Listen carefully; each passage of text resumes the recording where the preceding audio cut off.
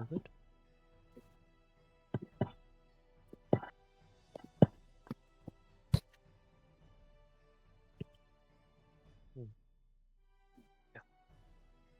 What session are we up to now? Is it 93? This is 94 I've got. Whoa. Yeah, I was talking to someone at football this morning that was like a 3-year-long campaign or whatever. It was like, can't even get past like 6 sessions in that one. So we're doing good.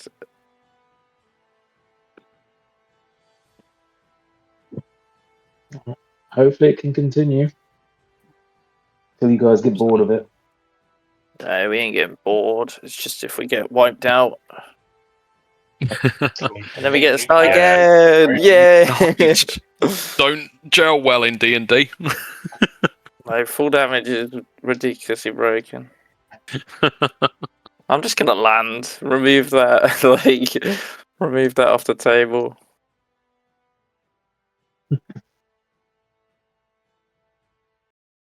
Okay. Right. Trying to go back over my notes. Can anyone clarify? Did Romok rage last session?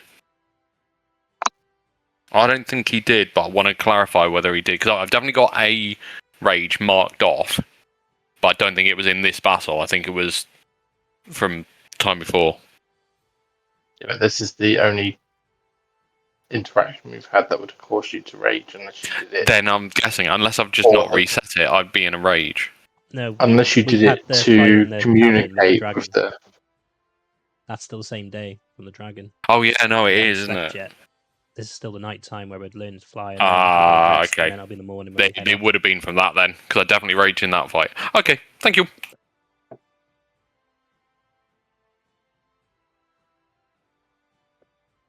Cool. So no current rage. Alrighty.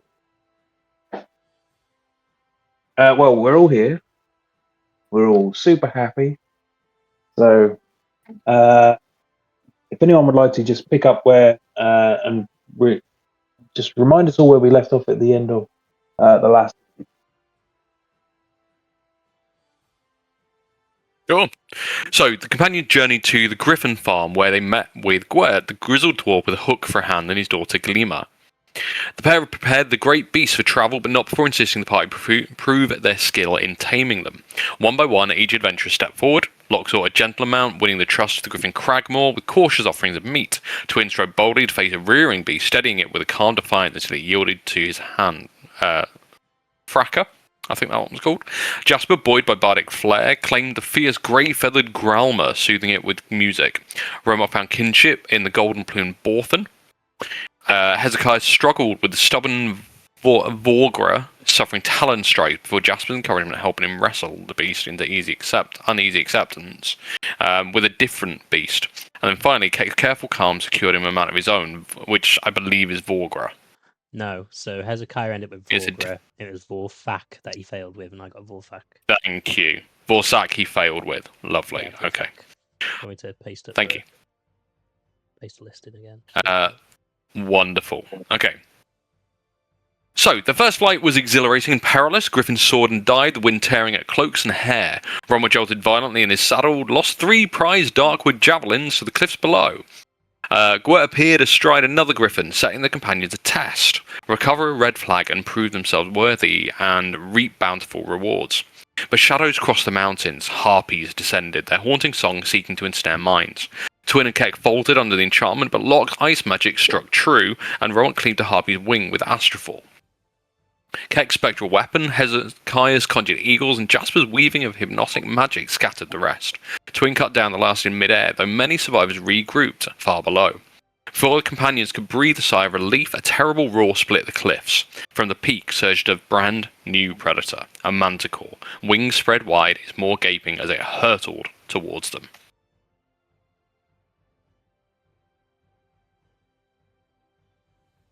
So yeah, it is a obviously very chilly environment you're in right now. Snowy mountaintops.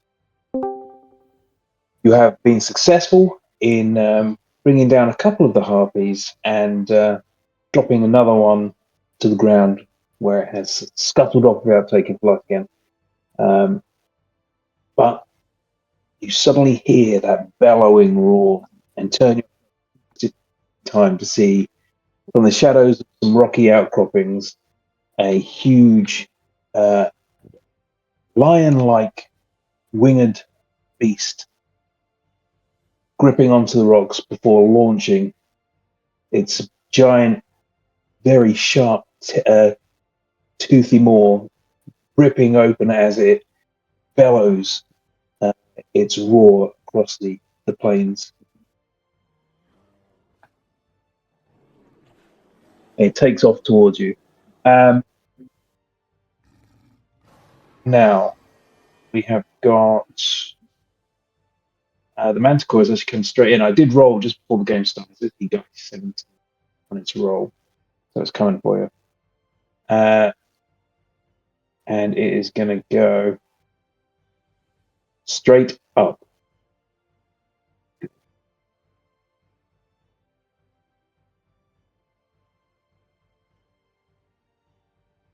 It's going to get to there, and it is just going to soar up and up. It's going into a dash, and it's just going straight up above your heads. So it is going to be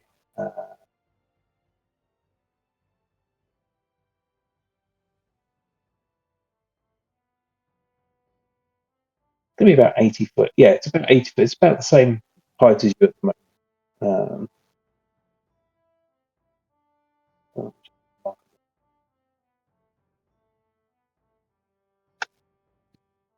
And because he dashed, he's knocking something else in.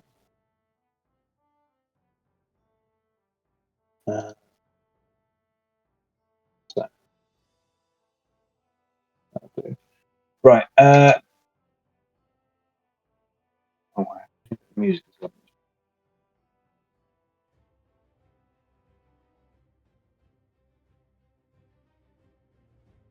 Right. Now, next up, we have Harpy.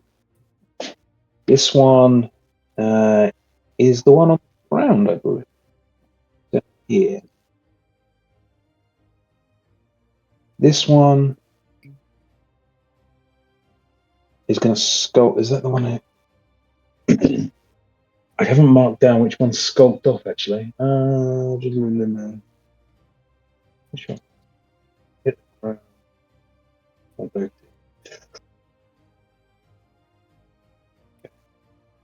This one is going to be the one who walks away. He's going to sort of shuffle off without taking flight, and he is not going to be much of an issue unless you want.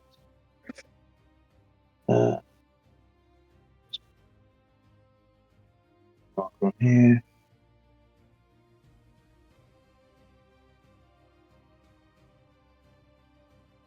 Now, Locke, over to you. Oh, trying to think what to do. I'll find out more time. Right. I'm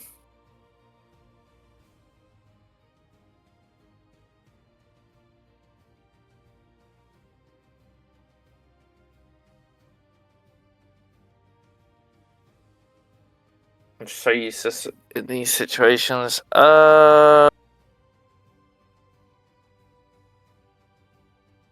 shout up at the group and I'll say, which one do you want me to go for?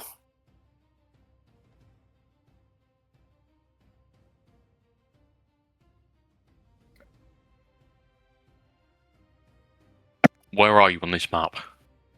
I'm a bit you're behind you, below you. Yeah. Which way are you facing at the moment? And I'm guessing the roar of the Manticore, would that have turned your head, or are you focused very much on the harpies here still? I'd say I'm aware, but that's what I'm asking. It's just yeah. Jasper would respond to that. Take out the harpies before they sing their song again. Okay, yeah, I forgot they were doing that. That shit. Okay, how far is it an action to make the thing fly, or how are we doing the Griffin? It would just be it's a normal movement for it. So its movement is 8 80-foot fly speed, God, okay. 30-foot walking. Right, so I'll try and do a big swoop round to about here, and I'll also come up to make all these three in a line. And then 5th level, I will Cone of Cold. So those, by the way, those are all down low. Towards all of them. That one there, that's the one on the ground. Yeah. This one is 20 foot up, and actually the other two are the same height as you, actually. So the yellow and the orange are your height. Right. Okay, can I instead, scratch that, go even higher, and just kind of go straight up above them, and then do a downwards cone, if that makes sense? Like, straight down. Oh, okay. Yeah. Because it is going to be, 60 foot, which... 60 foot, okay. Well, they are... Obviously, you're all at 80 foot at the moment. Right. So I wouldn't hit the bottom one. I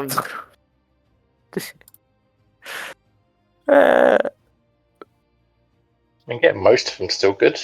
You can get those 3 around you. Yeah, but I won't hit the bottom one because it's too far down. It's only 60 foot. So... Well, if I want to hit the top one and hit all of them, it's got to be... You know what I mean? You were 70 foot when you were back there. You've moved about 60. You got probably another 10 foot to go down, and that'll get all of them. No, I know, but then I'll be below the orange one, so I won't hit that one.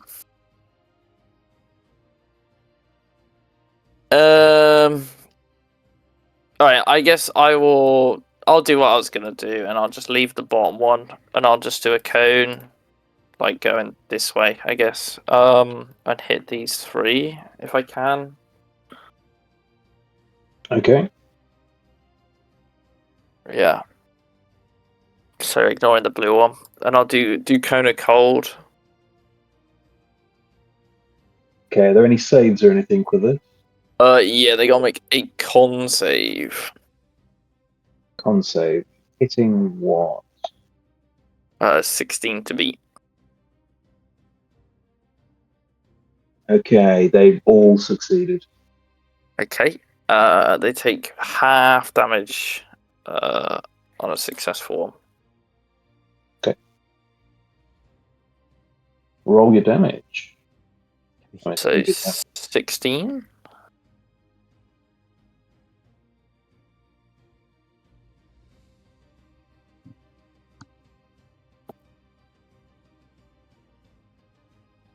So the one that's on the ground that is trying to not be part of the fight anymore. Was that the one you were going for, sorry, or was it the one in the yellow? Everything but the blue one. So these 3, I guess. So, yeah, the yellow one. The other 2 take a brunt of that hit. You can see that they've got little bits of frost and ice clinging to their feathers, but they remain still in flight. The yellow one at the far end, you watch it takes the full blast of it, and you watch as its wings just close in around it. It collapses itself down and drops to the ground. Nice. And as it hits the ground, the bits of it just shatter.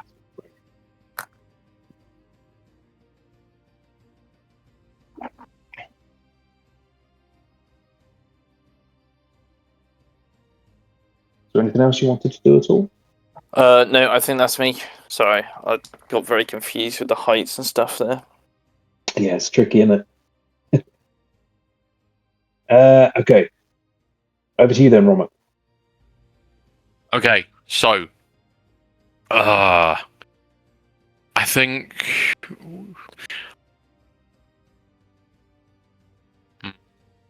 okay.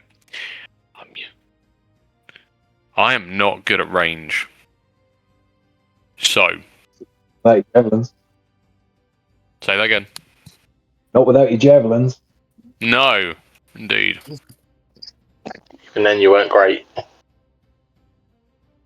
Also, by the way, you are essentially having this griffin of yours maneuvering around, carrying the equivalent of 3 people.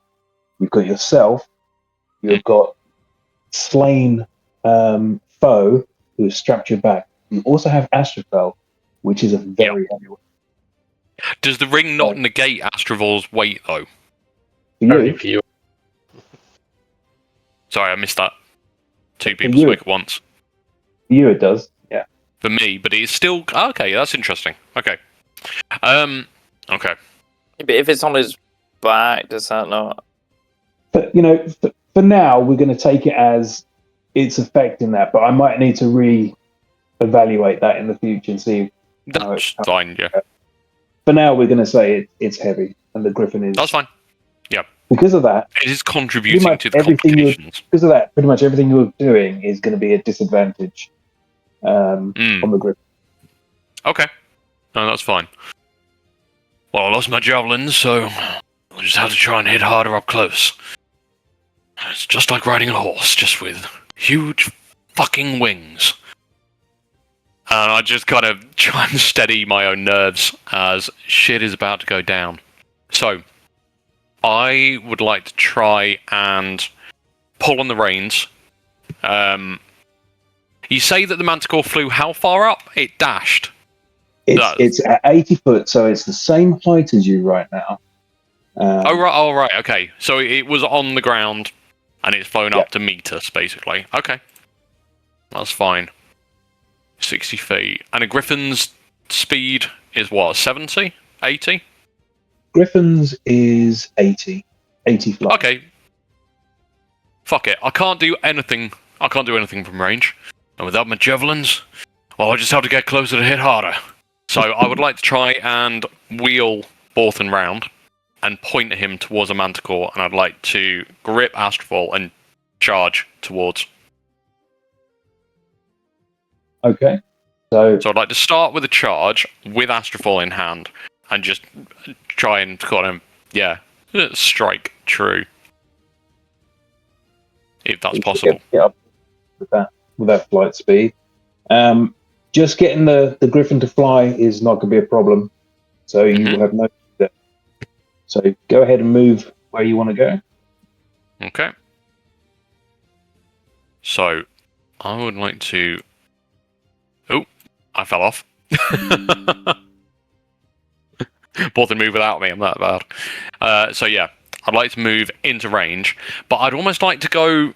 Again, I think I was here, wasn't I? Which I think was just about 60 feet to him. So, in fact, I'd like to almost use the full 80 feet to fly past him and just try and cut as I go past. Just kind of hold Astrophal out and like a kind of, that's it. Like a kind of the Valkyrie cut where I think it's the endgame. Valkyrie just sort of slices the side of one of the big, monstrous Chitauri. Yeah, I know it. Yeah. Just carving a groove down. That's the one, yeah. So, with that, I'd like to, as I'm charging, I'd like to say that it is relatively reckless, because this is a big fucking Manticore. So, and I'd just like to charge and just try and catch as much of the Manticore's side wing more as possible, just on a kind of, on a jousting, on a flyby. Perfect. All right, so roll. Remember, you are at disadvantage. Yeah. With reckless, does that negate? With reckless, what does reckless gives advantage. So be flat roll. So yeah, it's a flat roll. Flat roll. Lovely. Okay. So, and I would like to, as a bonus action, I would like to rage. So, you see, kind of, almost, there is a difference about Romok's rage. It's, normally he's kind of pulses, sweats a little bit. There is a kind of wispy, almost fire-like air about him at the moment. There are sort of like whispers sort of floating around his arms at the moment. So as he does this, he charges off towards the Manticore and will take a hit. Or try to, anyway. For a 25. 25 does hit. Wonderful. Roll you down. 15 points of damage.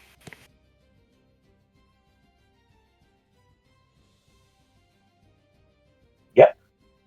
Okay, so with my second second attack, it's a sort of slice and down. So it's a kind of slice up on the way past and sort of wheeling it round over my shoulders and trying to get them a 2 strikes worth. Mhm.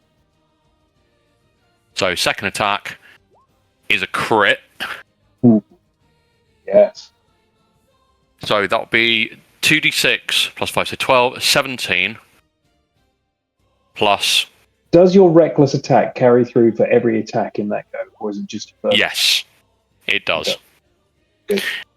And also because I'm raging, it's an extra 2, I think, 2 damage. You have Savage Attacker as a half orc. So that gives you an extra. Yes, I do 1 have Savage damage Attack die, as well. doesn't it, for crits? Which I can never find where it is on my pages. I think it's on the features. It's one of your weapon dice. It'd be 1d6 extra for your crit. Right, okay, thank you. I didn't declare it, so I can't use Great Weapon Master this time, but never mind. Yeah, it's so much to remember, but I'm getting there. Yeah, Savage Attack. When you score a crit hit, roll one of the weapons dice 1 additional time. So that's an extra d6 on top of this, which is another 2. I can't smite. Oh no, is smite a free action? Yeah, you can just do it when you hit. Yeah, then I will use a spell slot to smite as well. Okay. What's your damage? And because it crit, that is going to be double. So when you hit, spend 1 spell slot. Full max damage to start with, and then whatever you're rolling on the side. So it's 2d8 plus 1. Oh no, 2d8. 16 plus 9.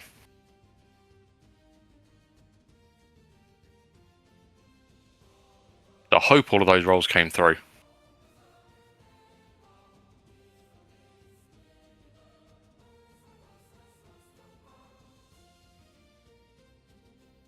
Yeah. What a whopping hit. You carve through the side. You watch as your blade just pierces through the furry hide on this manticore as it's taking flight, and you watch as the blade just tears through its side, and blood starts to just spray out from it and just run down its body. It seems to pull back and turn, reaction to the hit, and just screams and bellows in this horrible belchy roar. Staying flying, you didn't manage to take up a wing on that, but it is really hurt from that attack. Absolutely, it didn't at all. Great. And you watch that Mac's head turns around, and you see these 2 sort of yellowed eyes just now fixed on you. Because of my rage, anyone that he attacks other than me is at disadvantage.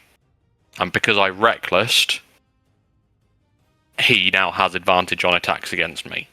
He does. Worth it! The rest of the So team how much? What was the total damage on that? 60. I didn't actually tot up the total damage on that. 67 was it? Something like that. I'll take it.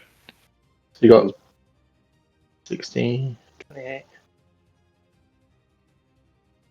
Plus your rolled 150. Did 67 I make it.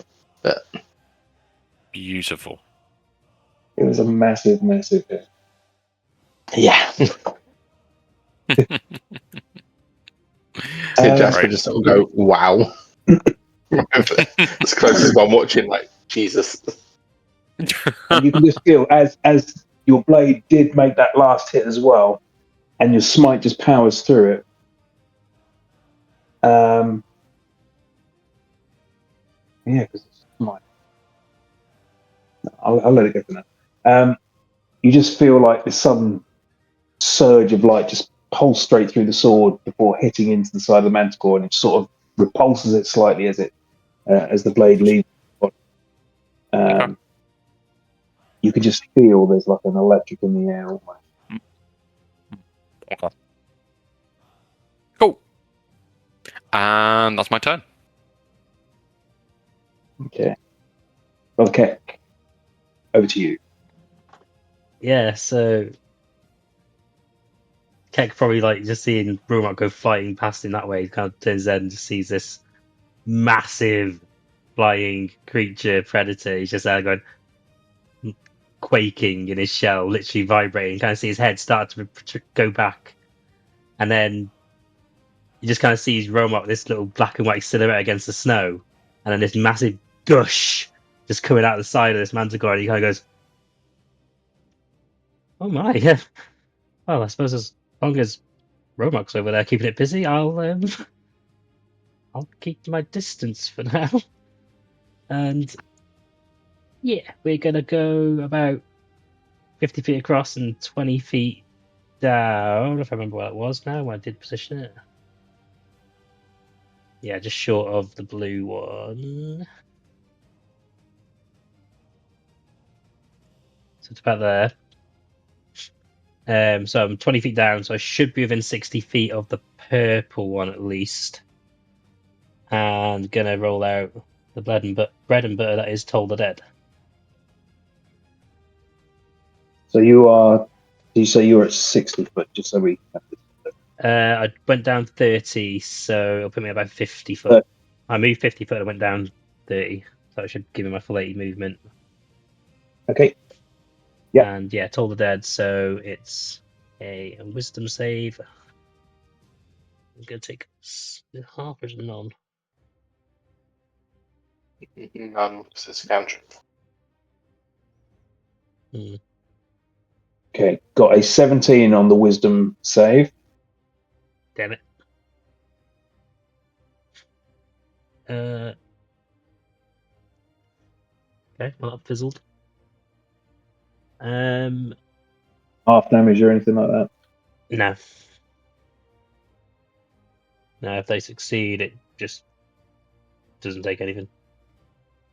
Okay. So, in terms of range for the griffins, do they have reach? Are they very much 5 feet?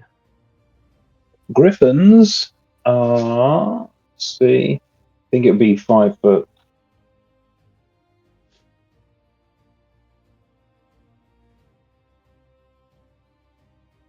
One second.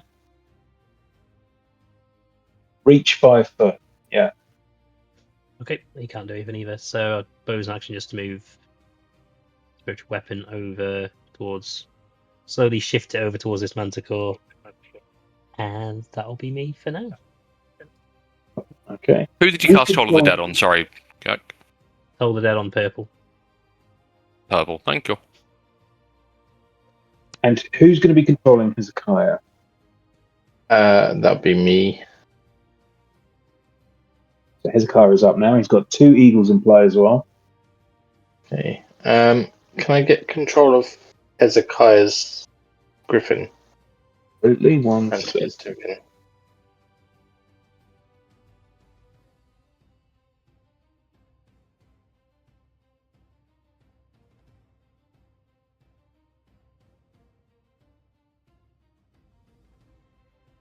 There you go. You've got his token and the griffin. I'll just do the same for the eagles. All right, eagles are okay for you as well. Yeah, I've got the eagles. Lovely. Hezekiah is he's aware of the trappings of the party so far with the harpies if they do decide to sing their song. He will see Romok absolutely battering a manticore. And he'll give him sort of thumbs up from where he is, and he's going to go for his sort of bread and butter, which is 3rd level Scorching Ray. Targeting one for orange, one for purple, one for blue, and I guess another one for blue. Yeah. Okay. So each of these have +8 to hit. So it's 20, 18, 21, and 17. Every single one hits. Lovely. And he does do any extra damage as part of his fire stuff?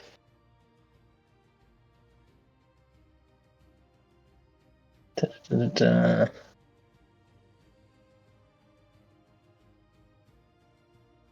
No, but he can re-roll if he gets a 1 or a 2 on. No, if he gets a 1, it's treated as a 2 on the dice for the d6. So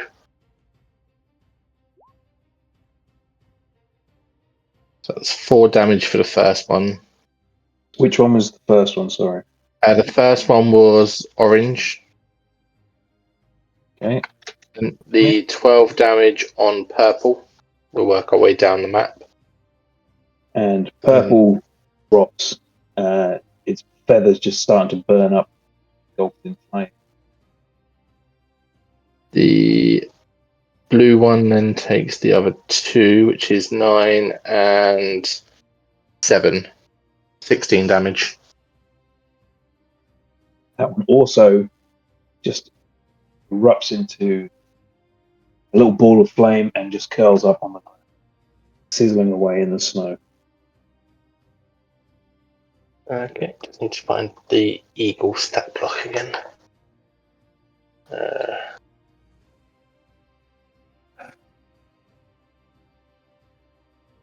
It was the giant eagle, wasn't it?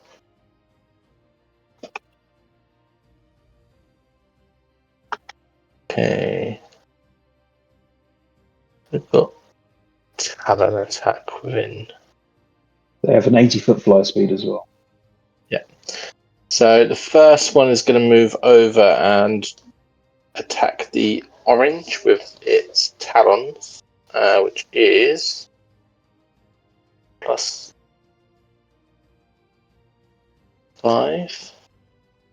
11 to hit. 11 to hit, just hits. And that is 8 points damage. Okay, 8 points of damage. And then it's going to follow up with its beak attack. Yep. Which is 22 to hit, 6 points of damage. Oh, good hit, good hit. 6 points damage. And presuming it's still up. Still flying, yes. So the other eagle is going to be commanded to swoop in and do the same thing. So talons and beak attack.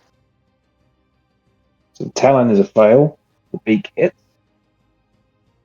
Okay, and the beak was 1d6 plus 3. Oof, 4 points damage. And with that, the beak clamps down on the harpy's neck and just pulls, and you just see it just tear and rip until its head actually comes off. The eagle drops the head, and the rest of the body just Nice. related the harp.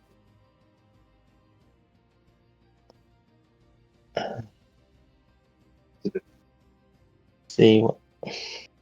Just double check, but I think that was everything. Okay. Then we roll straight Yeah. into Okay, so Jasper seeing Romok charge into the. That may have been impressive, but I'll show you how it's really done. And I'm going to cast Psychic Lance. So it's an intelligence 16 save. Yeah. On a fail, it takes 7d6 psychic damage, and it is incapacitated until the start of my next turn. So it will fall. On a save, it is half as much damage, but it's a 16 intelligence save. 16 intelligence. Okay. Rolled a 4. Okay, so that's a Okay. success.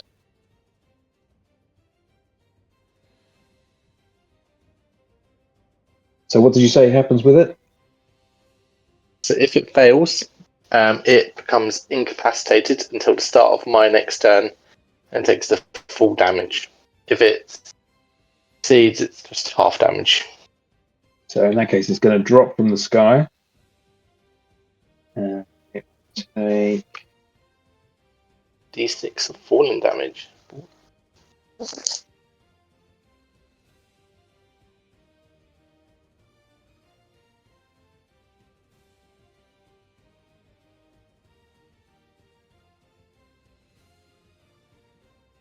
a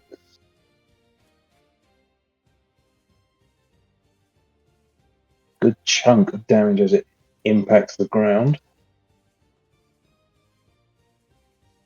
You watch as its wings just suddenly curl up around it as it drops limp from the sky, this massive body, and you watch as it hits the ground below, and this cloud of snow just puffs up around it. If it takes damage like that, does it recover from this effect? No, it is completely incapacitated until my turn. It's not like hypnotic pattern. Okay. It says failed save is incapacitated until my next turn. It doesn't specify that if it takes damage, it shakes out of it. So it's just going to be lying on the floor, not even twitching for a moment. Okay. It's an amazing go as well. Was there anything else you want to do? I will fly. How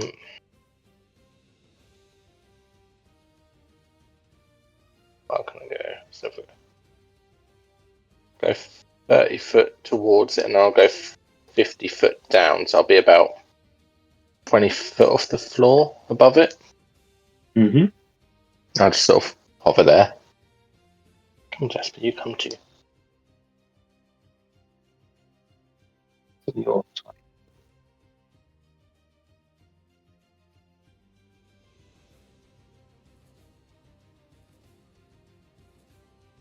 Okay.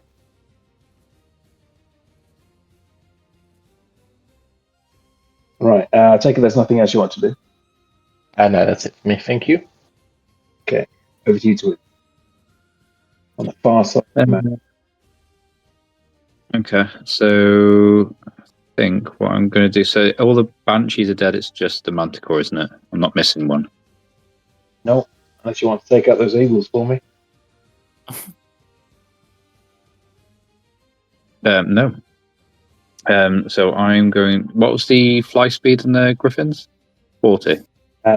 They can go 80. 80. Even better. That'll take me to the tree. So I'm going to fly over towards the griffin and just bombard him with arrows from the sky. Yep. He is prone now, which I think gives him advantage on range. I'll just double check.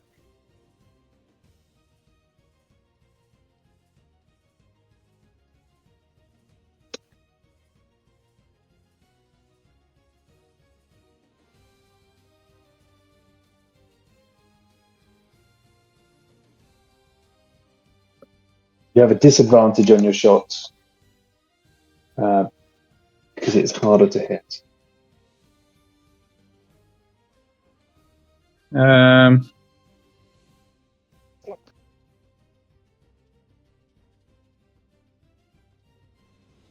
It's advantage for melee attacks and disadvantage on range. Yeah, that's fine. I can't get any closer anyway.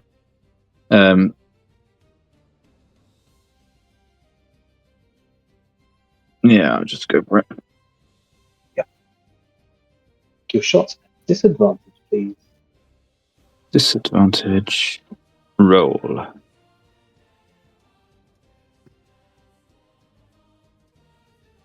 That come through? 9? Not yet. It was a 9, was it? That will not hit. Yeah. No, that's fine. I've tried something weird on D&D Beyond. I tried to roll it as a disadvantage, but obviously it doesn't like it. So I just roll 1, 2. That one does hit. So your second shot does hit. Yeah. And that's a 7 with that one.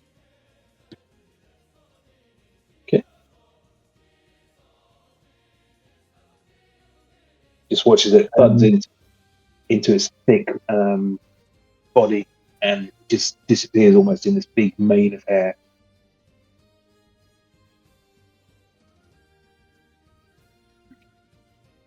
Was there anything else? Or No, I've got nothing else until we rest. so the Manticore is out for this round. Means we go back to Locke. Right. I don't know if there's much I can do without hurting everyone else. I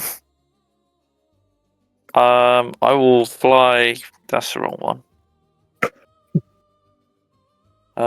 I'll fly like maybe here. Remember, everyone's still Yeah. high up in the sky, and he's on the floor now.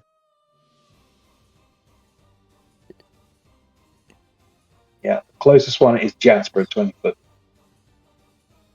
Okay. Fine.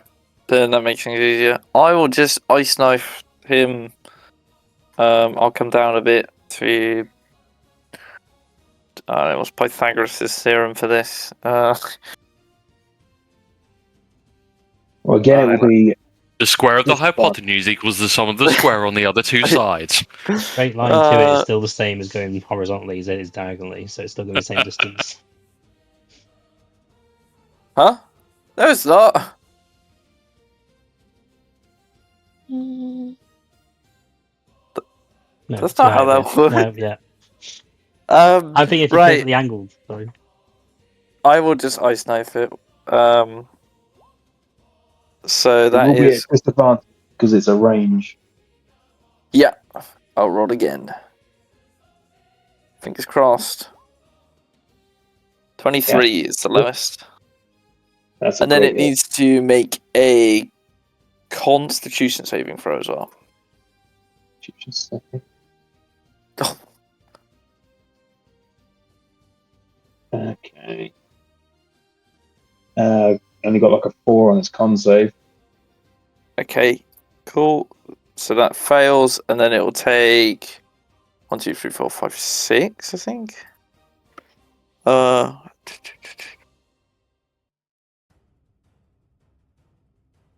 Second, third, no. It'll take 5d6. There we go. And that's piercing damage. No, that's cold damage, sorry. So 15 cold damage, and then 1 piercing damage. And another 1 pierce.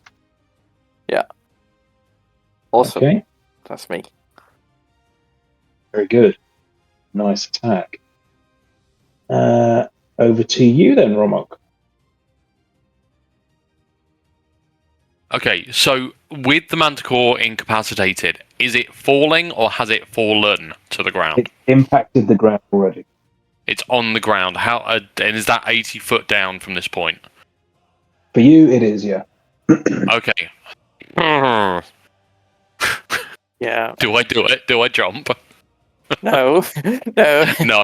I will command Borthen. You're right. Pull on Aaron. Half damage. I saw that. I will fly down. And one thing that I wanted to clarify as well, and I forgot this last round.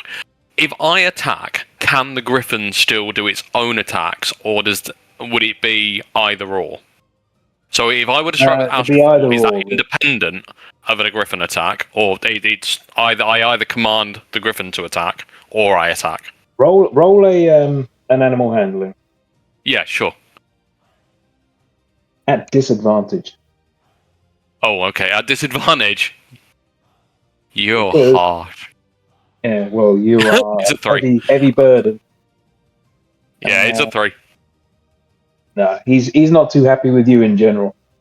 He's connected to you and bonded to you at the moment enough, but he's not ready to do that for you.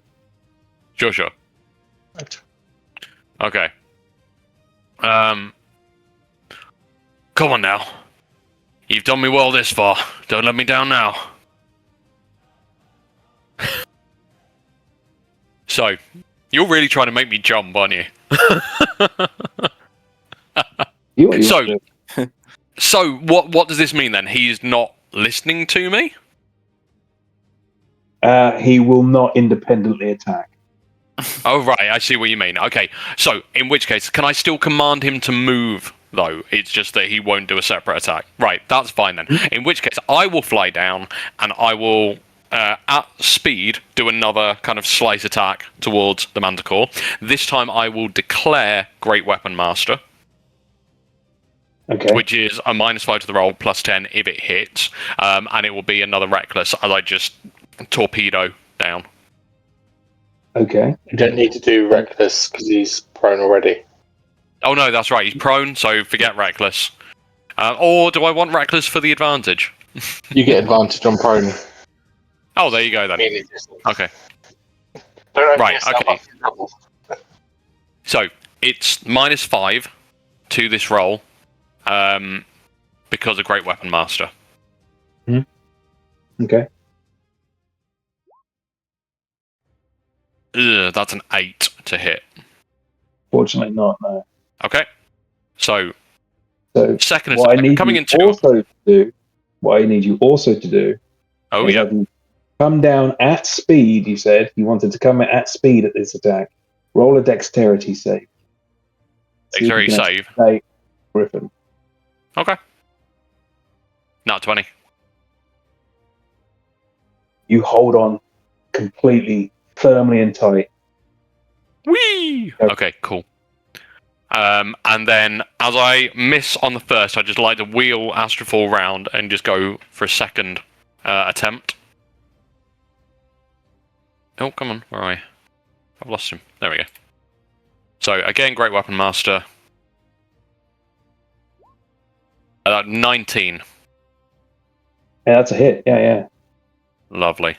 So, it's this +10. I don't know what happened there. Oh, did it re-roll the 1? It's come through as 14 damage max. Okay. Great. Yeah, it re-rolled something there. 6+. Okay. Yeah, it would have re-rolled the 1 because your doesn't Great must do that. Yes, So, like, it does. Spell, it re-rolls Okay. 1s to. Yeah, I saw something re-roll. I wasn't sure why, but yeah, that would be it. So that's 14 plus 10 for Great Weapon, so 24 points of damage. Another very damaging hit. Another spray of blood spurting up and splattering around the snow. You can now see the snow all around is just speckled with red, and a little pool just underneath the prone body. But he's still breathing. Okay. I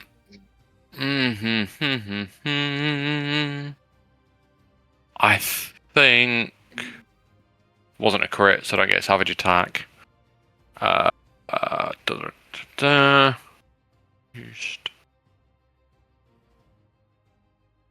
Oh, because I'm raging, it's another +2 to that damage. Just remembered. But I think that'll be my turn. Okay. Yeah, that's it. You, Keck? Okie dokie. I think I'm not going to be able to do much. So I can probably put myself in line with Twin and behind Jasper. I'm going to move the weapon 20 foot just in case. And we will go for A. If I have it.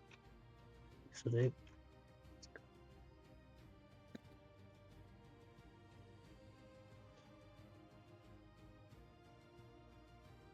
No, and I'll just do another total on it.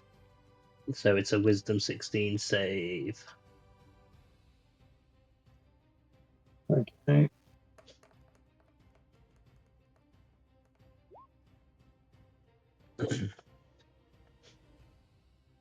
So that is a 7. That's a fail. 18 necrotic damage. 18 necrotic.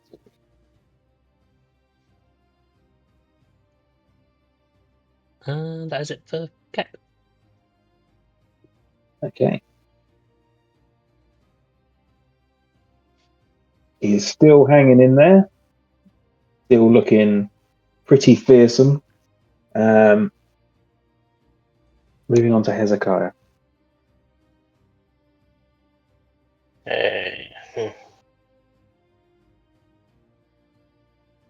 Trouble with Hezekiah is all of his bits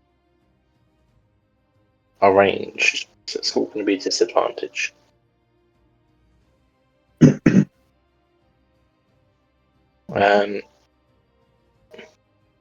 He can get to about here easily enough. He's going to aim from above and try and shoot down another 3rd level Scorching Ray.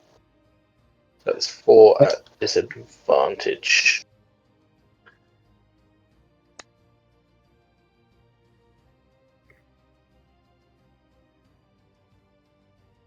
Right. Go for it. So that's 14 plus 8 is 22. That's a hit, yeah. And it's 17. 17's a hit. Then it's 11. That's a miss. And 21. That's another hit. Yeah, so 3 hits. So that is 28 points of damage altogether. 28 points. So these blasts of heat rays just slam into this fallen body. You watch as the fur just starts to burn and peel back, revealing just it's now scorched parts of its skin.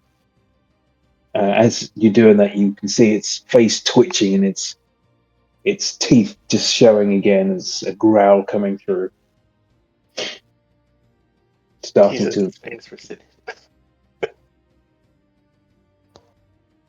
Was there anything else you wanted to do there? That would be it for Hezekiah. The Eagles are just going to move as far as they can to get close to behind Keck. Yep. To sort of follow his lead. Yeah. So then back to you, Jasper. Okay, so. By the way, does it recover at the start end of your go? Yes, it's no longer incapacitated. It's still prone, but it can do stuff its next turn, provided I don't incapacitate it again. So as you look down on it, you can see its eyes suddenly come into focus, and it starts to twitch and shudder. Okay, so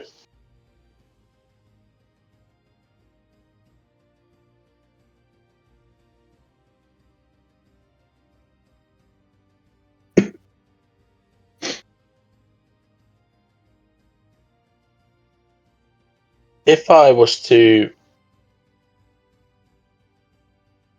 fly down to the ground would say is big enough that I could just lean off my griffin and stab at him, rather than have to dismount completely. Yeah, you could do that. It's a big hulking beast. Okay, so I'll do that. I'll get right down to the ground next to him, sort of crossing my back. Like you tried. Let's see if we can actually finish him off this time. I'm going to do a rapier attack with a defensive flourish. Okay. Which will be just about 27 hit. Yeah, definite hit. Yeah. So it is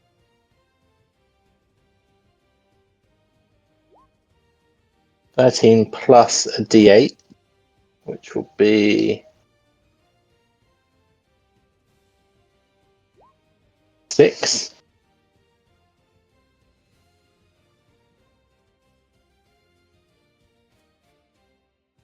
So 19 points of damage. That temporarily increases my AC by 6 as well. Okay. Yeah. And now I'm going to take another stab at it, which is...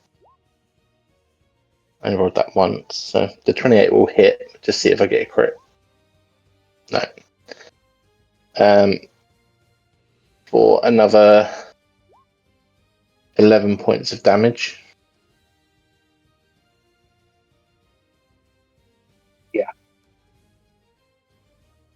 And what you just sort of slice across it, or are you jabbing into it? What are you doing there? I would have parked by its face, essentially. I just dabbing down its toothy grin now that it's looking at me, like just right in its face. So as you're doing that, then the Manticore now completely aware. It is going to start to get into the positions to start to push itself off the ground. But as it's doing that, it starts to snarl, and this sort of gravelly, bestial snarl just curls out of its mouth, and it almost sounds like common, speaking in common. You can hear him, fall and force. The mountain will drink your bones. Can everyone who is in range be 100 foot? Everyone within 100 foot is charisma save DC 13. Charisma. Charisma. DC 13. Wow. Finally get to use my charisma save. Oh no. Those of you close to Romart get +3. I don't think I'm close enough, right? Just Jazz. How close is it? 5 foot to you, though? I think it's 10. Hold on. 10 foot. So technically, I wouldn't even be close enough. No, I don't think you would, actually. No mind. So, only... failed. Oh, have you rolled for Hezekiah as well? Yeah, just getting his charisma. It's a flat roll. Okay. Oh dear. So, now Hezekiah and Locke, you two are both going to have disadvantage on your next animal handling check, as the Griffin seems to be a bit shaken by this. So just remember you've got disadvantage. Can I see if my Griffin will just attack it as it's standing next to it by itself? Give me an animal handling check. Oh, I've got +4 to that. 23. What are you doing to try and convince the griffin to do something for you? As I'm sort of leaning over and stabbing it, I'm like kicking my heels and like just nudging its head towards the manticore. Just like, come on, you two, you Okay. can do it. Okay, so your griffin will do an attack for you. It will do one attack. So you can do its beak attack or its claws. Both will have a +6 to hit. The beak would be a 1d8 +4. The claws is 2d6 +4. We will go for a beak attack. So he's standing up, so we'll just jab down with his beak. Okay, so 1d8. That's a nat 20. Okay. So 1d8 +4. That's On a max damage. So 12 plus 8 is 20 points damage. You just watch his fur is just ripped out. Another spurt of blood splatters across the snow. This is not going well for the manticore. It's not managed to do anything. I'll pat him on good grammar. That's brilliant work. Well done, boy. And then that will be it for me. Twin.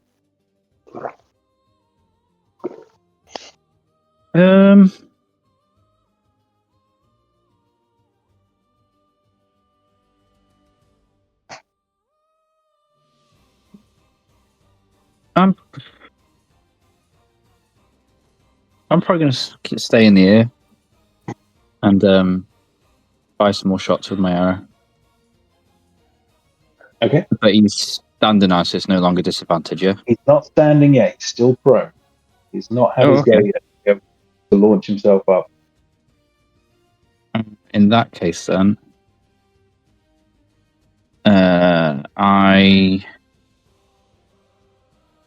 So if I go to... Would I have enough movement to land next to him, or am I too high? You are 80 built, so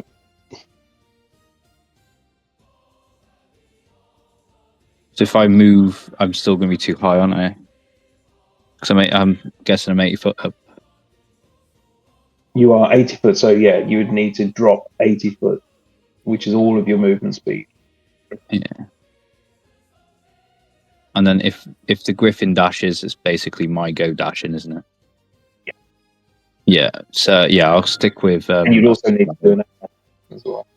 Yeah, I'll move in front of Hezekiah then, and fire down at the griffin. Disadvantage, please. Oh yeah, sorry. It's a hit. And so that's 11. Yeah.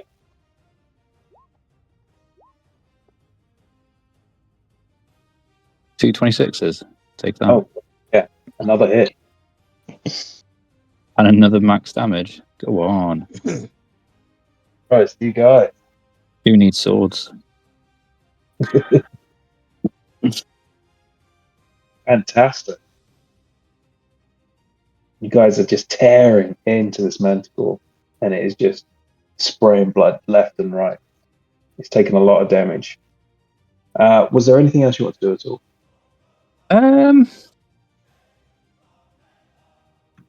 So I'm 80 foot. I'll probably... How far did I move then? So I moved 30. I'll drop the remaining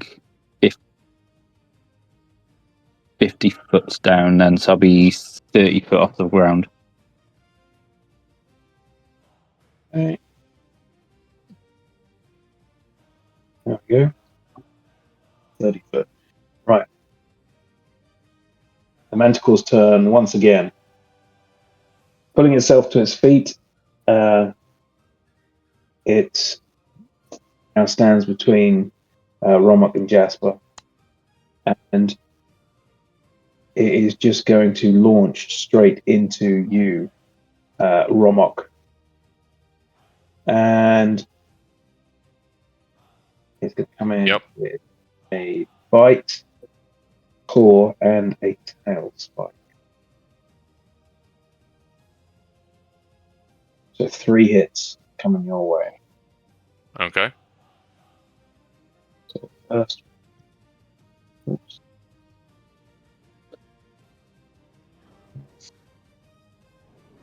So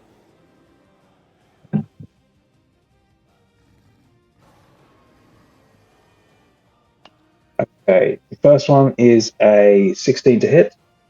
Does not hit. Okay, that was the bite. Now into the claws. 18 to hit. 18 will hit. Okay.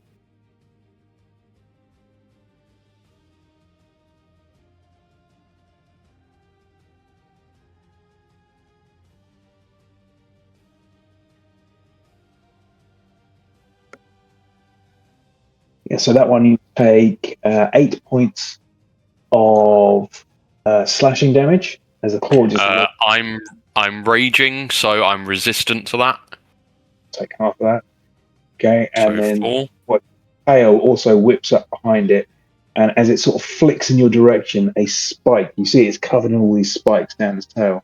One of the spikes just flicks directly at this one. Natural 20. Ooh, okay.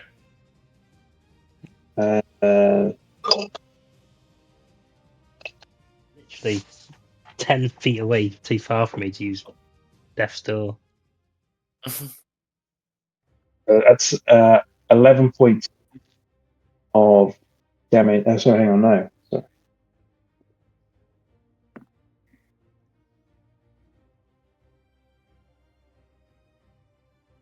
$16 points of damage.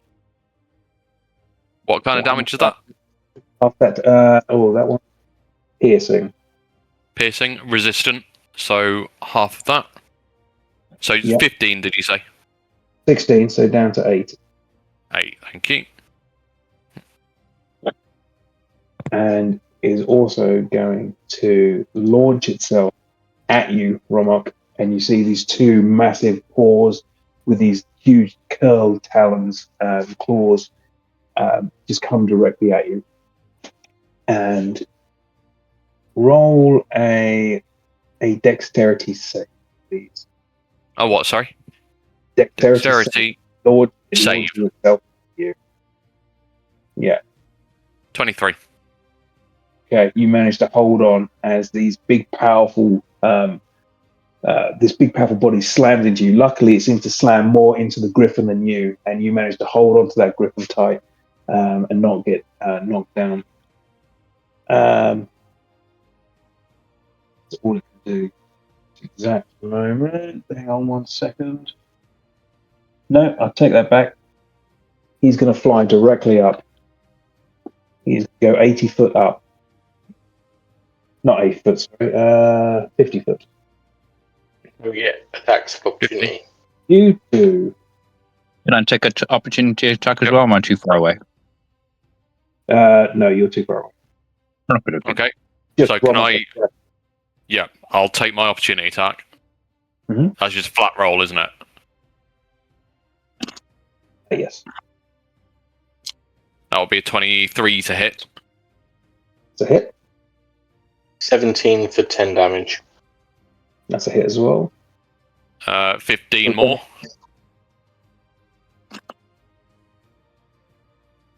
Okay.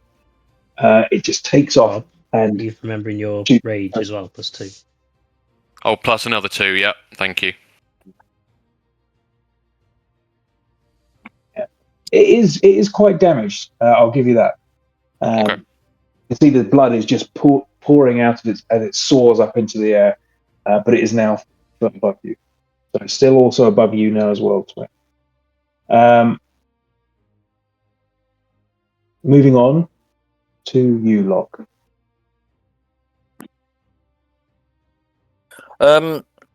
How distressed is my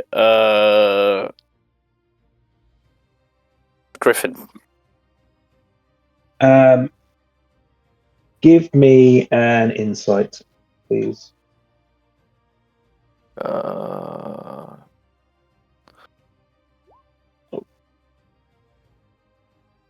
You look at it, and it doesn't seem too bad.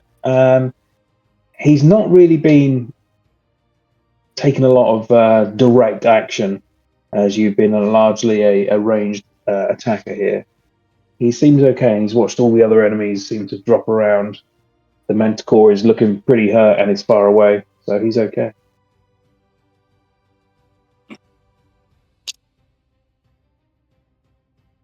Can I just obviously you said we get disadvantage on our next nature check, right? Next, animal handling. Yeah. Can I I don't know, just use my turn to negate that, just calm the Griffin down and reacquaint myself with it, and make sure we're both kind of back in check. Okay, I mean, it will come down as an animal handling check in itself for that. Right. So, okay. If you want to take can I just kind of waste the disadvantage then, if that makes sense? Yeah, you can. You can roll me an animal handling at disadvantage. Right. There you go. Well, if you try and. Ooh, it's not great. No. You try and sort of pat it, offer a comforting word, but it doesn't seem to respond in any way to it. It's just holding its position in the air at the moment. Seems unaffected by what you're saying and doing. Okay, that'll be my go, because I feel like Locke would be a bit worried that this thing's just gonna throw him off at some point. Okay. Is there anything else? That was your entire go, was it? Yeah. I feel like that would these guys have got this. I'll just look after myself. As we roll back to you, Romok. Sorry, muted. With him on the ground, I would just like to keep attacking. So I'll take Astroport. He's flown up. Oh, he's gone up, hasn't he? Yeah, he's 50 feet up. Okay, with that, I will just like to kind of... Yeah, from below, I'd just like to kick my heels into Borthen and just try and launch him up, and just with Astral blade out, just try and spear him, shish kebab style. Sure. Roll at disadvantage. Disadvantage. Okay. Oh, excuse me.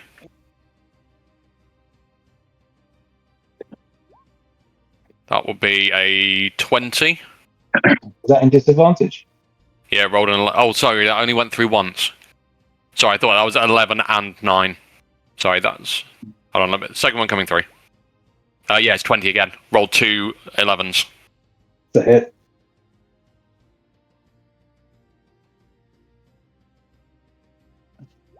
That is... Oh, what did that come through?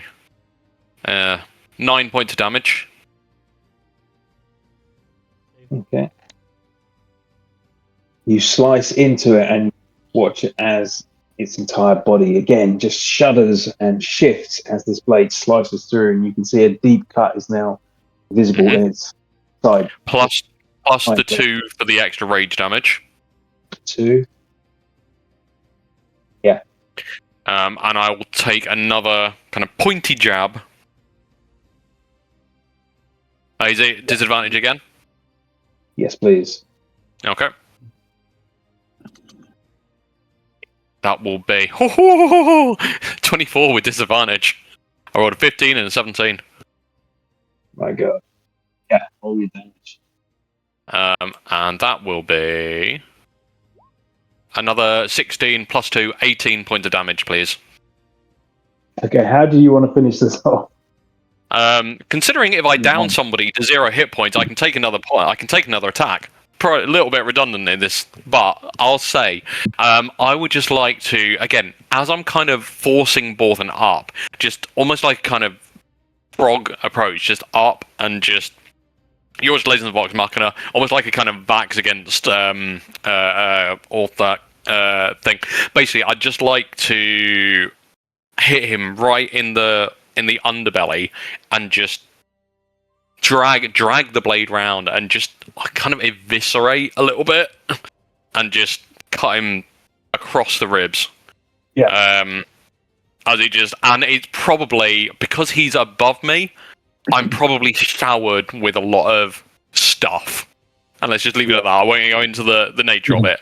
But yeah, I imagine there's a little bit of a shower where it just. Yeah, absolutely. As soon as that happens and you bring the blade up and turn it and open the beast up from below, it bellows in pain and a howl, and its wings just give up. Its body goes limp, and below you are just showered in blood for a moment before it falls past you. It almost hits into you, and your griffin just corrects itself just in time, and you can feel yourself just roll into the side. Actually, because you're directly below it as well, give me a dexterity save once more. Disadvantage. Yep. This is where he falls off. Oh, it's a 21. It's okay. It's okay. Disadvantage. Oh, disadvantage, you bastard. Hey, that's all right. It's a 23. 21 still. Yeah. 21. Again, you've managed to, this whole time, you have managed to find the perfect way to keep your grip and your position on this griffin. The griffin knows it needs to get up, and it does just in time, and you huddle down. Astrophel at your side, just pointing down to the side as you swerve to the side as this beast falls beside you and down to the ground once again. Wonderful. Your griffins all let out a victorious screech and start to do a little circle around. They seem very happy to have beaten everything here. None of them seem to take any damage as well. Is Jasper getting soaked at the same time, being relatively underneath the said carcass? Jasper would have been watching, and see, would you have stayed where you are, Jasper, or would you have tried to move out of the way?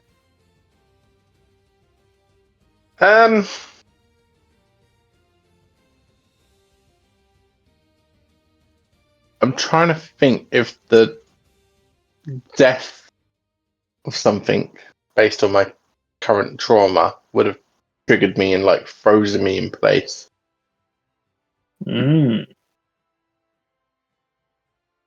I feel like yes, like as much as Jasper is confident and he's active and he knows he's got to fight and whatnot and take out these enemies. The fact that it's now end of the battle and that was the last thing, and seeing the death has just sort of triggered him slightly and frozen him in place so that he is then showered by all the blood and that comes down rather than stepping aside. You moving don't out of the way of it. You don't get covered in blood. You do get speckled with it, essentially. So it is like a rain coming down on you, but you're not covered. You are not soaked. Yeah. But yeah, you definitely have got some blood stains on you. And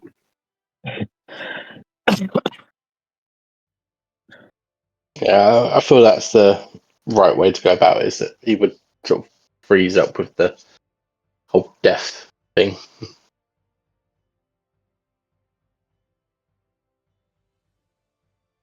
your griffin just below you just sort of starts to shake, almost like how a dog does when it's wet. Just starts to shake and ruffle its feathers, and you watch some of the blood just flicks off its feathers a little bit.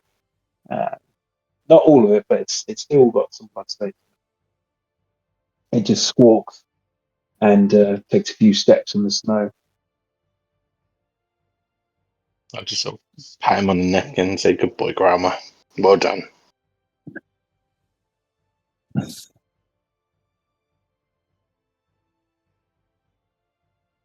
So all the enemies around you have now been defeated. You're free to return to whatever you want to do. Did we ever actually get the red flag before we got ambushed, or were we on our way out to it? Still looking for it. Yeah, I don't think we actually found it, did we?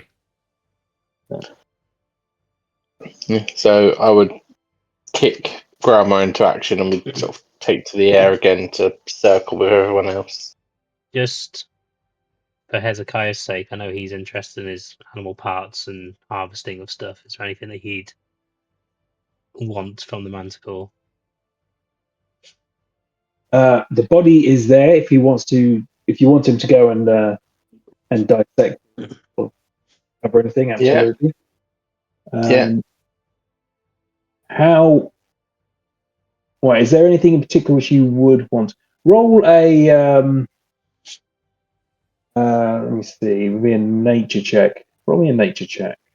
Nature. Yeah. Well, is that? I want a trinket or memento from this mighty kill, please. I always forget that nature is an intelligence check. Makes no sense for druids.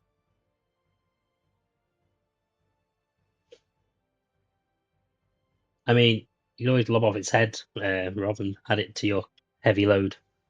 Drag it back. It might be a nice reward from the dwarves, but just getting back. You've already got the disadvantage anyway. Yeah. I need a new coat.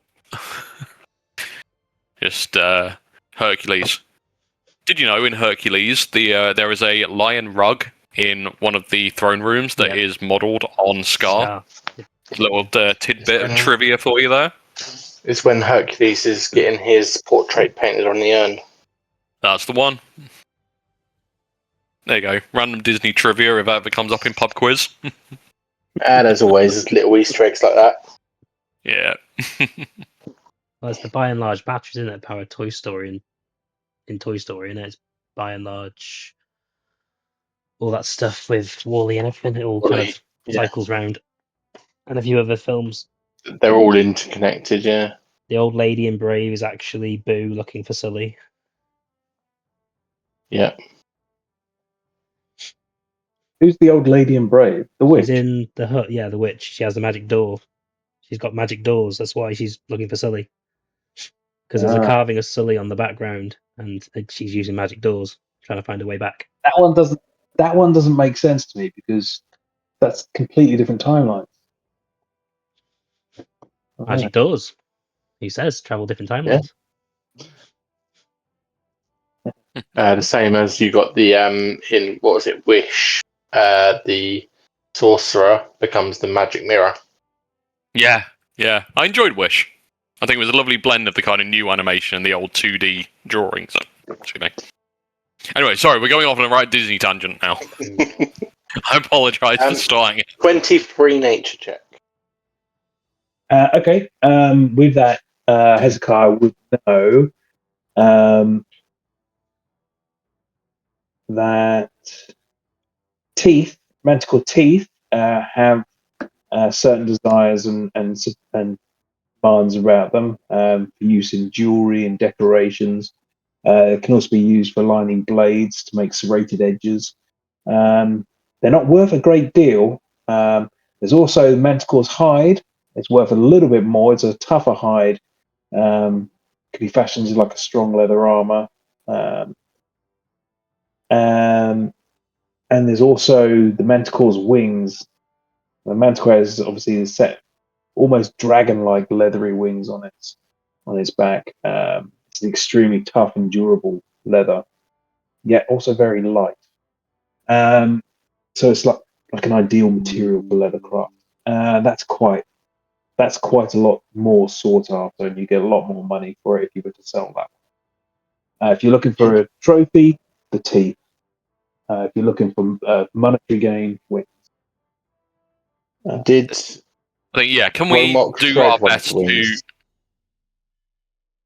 No, I wasn't aiming for its wings specifically. I was aiming for its kind of sort of side and its ribs, like the big kind of fleshy part, like just to kind of do a sort of gash. I don't know. That's at your discretion, really, Woody. That's what I was aiming for. Bones. You can take bones. You can take feathers, ears, hair.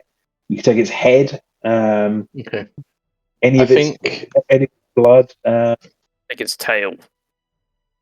Take its tail. Absolutely. I think Hezekiah would notice the wings and the hide particularly, especially as a wearer of leather armor. like knowing that it would be a really good source of it. And yeah, we carve off the wings and try and get the hide if possible. But if it's too much for him to carry, like he wouldn't worry too much about it. If he wants to start to dissect and carve up the animal, he hasn't really got any skill in that, as far as I'm aware. Has he got any proficiencies towards anything like that?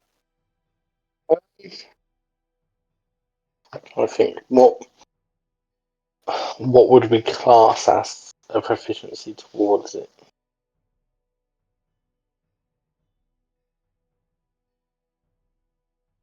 Probably not. Looking what like are we he's got looking like the herbalism kit in that rather than anything else. I've got. I think I've got brewers. what's his medicine skill like? What's his medicine skill? He's got +4. He hasn't got proficiency in it, so it's just his wisdom one. Okay, so with a medicine, we'll go for a medicine roll. He will give himself guidance on it for an extra D4, if possible. So what are you aiming for? Is what's Smart. for the wings? You say? Yeah, he'd want to get not necessarily worrying about the spine of the wings, but just the leathery bit that stretches between the spines to whatnot. So that is his wisdom is. Oh Jesus, that was a very even a guidance isn't going to save that. So Hezekiah is ill practiced in dissection of body parts. He pulls it. Has he got a dagger? What's his weapons he's got? He has got, and he will be using.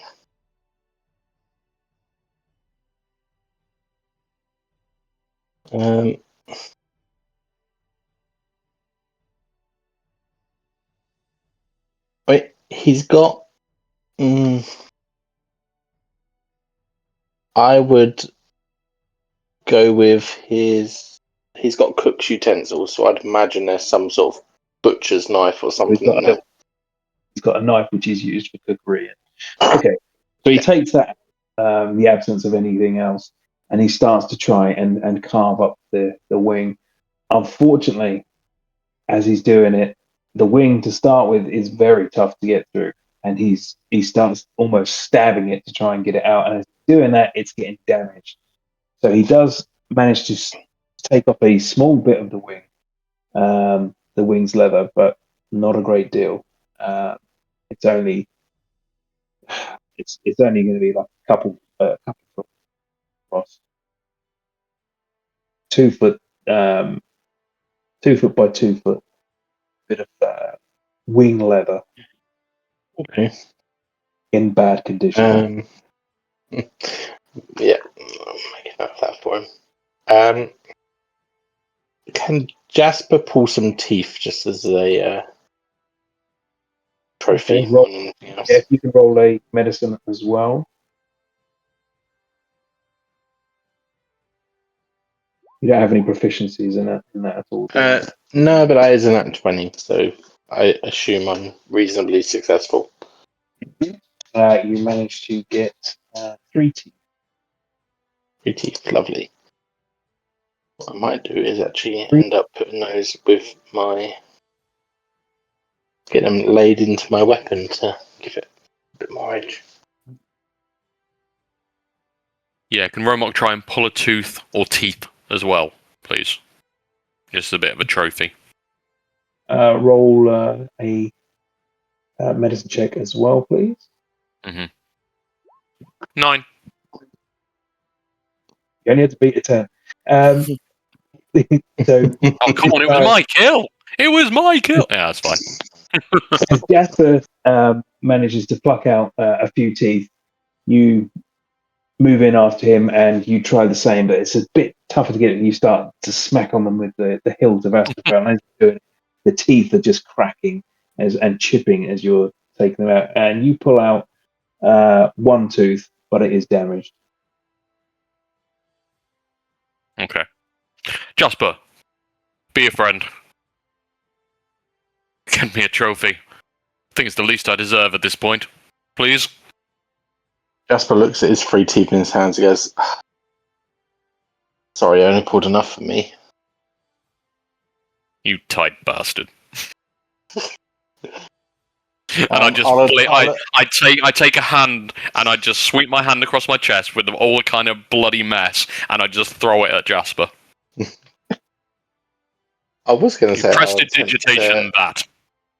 I'd attempt to pull him a tooth, but Ramrock can go fuck himself.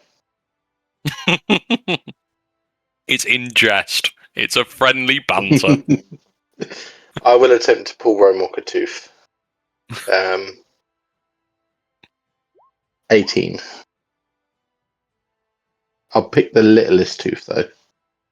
You find the smallest tooth and same as you had before, work it out and pull it free, and you now have one more tooth. Yay.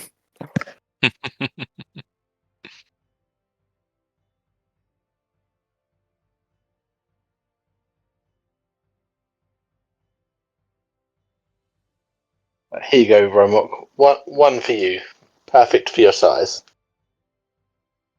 I'll think of you when I look at it.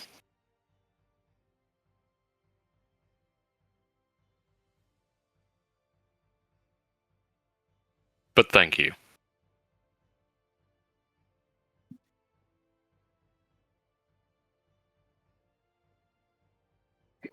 But yeah, then Jasper sort of takes this guy and fly around and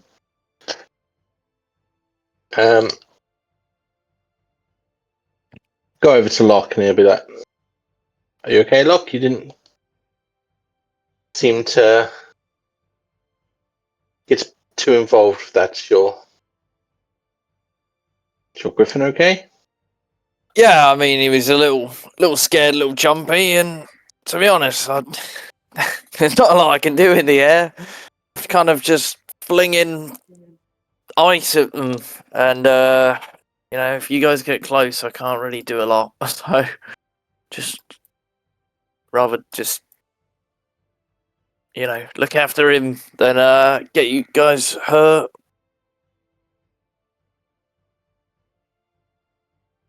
As it turns out, I think I'm rather geared towards this flying combat.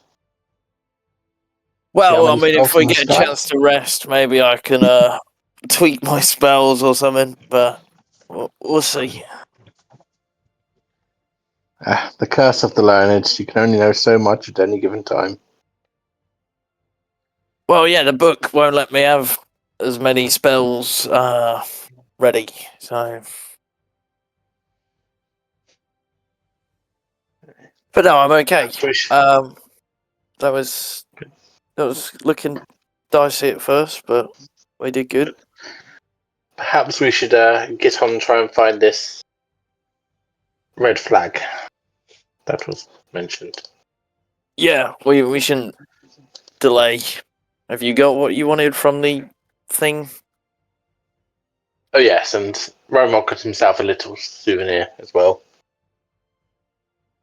Nice. Well, he Little souvenir from a little person, and with that I kick off and I start trying to fly Borthon around, just try and kind of scan the area to see if I can see any indication of this red flag. Okay. As you're going around, then give me a perception check. Can we all try the perception? I'll say I've got some guts in my eye. That's a 5. That's better than me. I'm gonna say Kep won't be doing a perception check because he's still frozen in fear because this thing just shot up 50 foot in the air, stared him down, and yeah, he's still a bit shaken from that at the minute.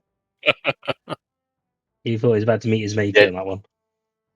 Jasper's not even considering going to Keck to see how he's doing following that.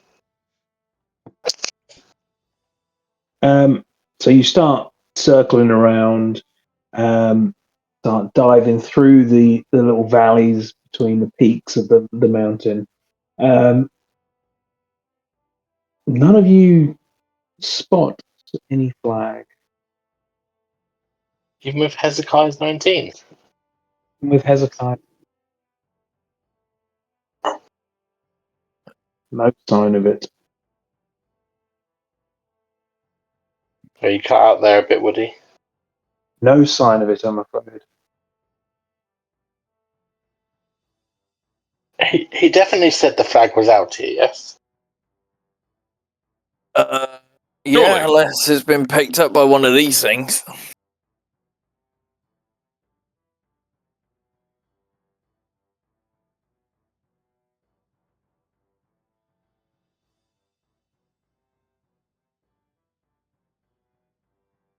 I wonder if Hezekiah's animal was last.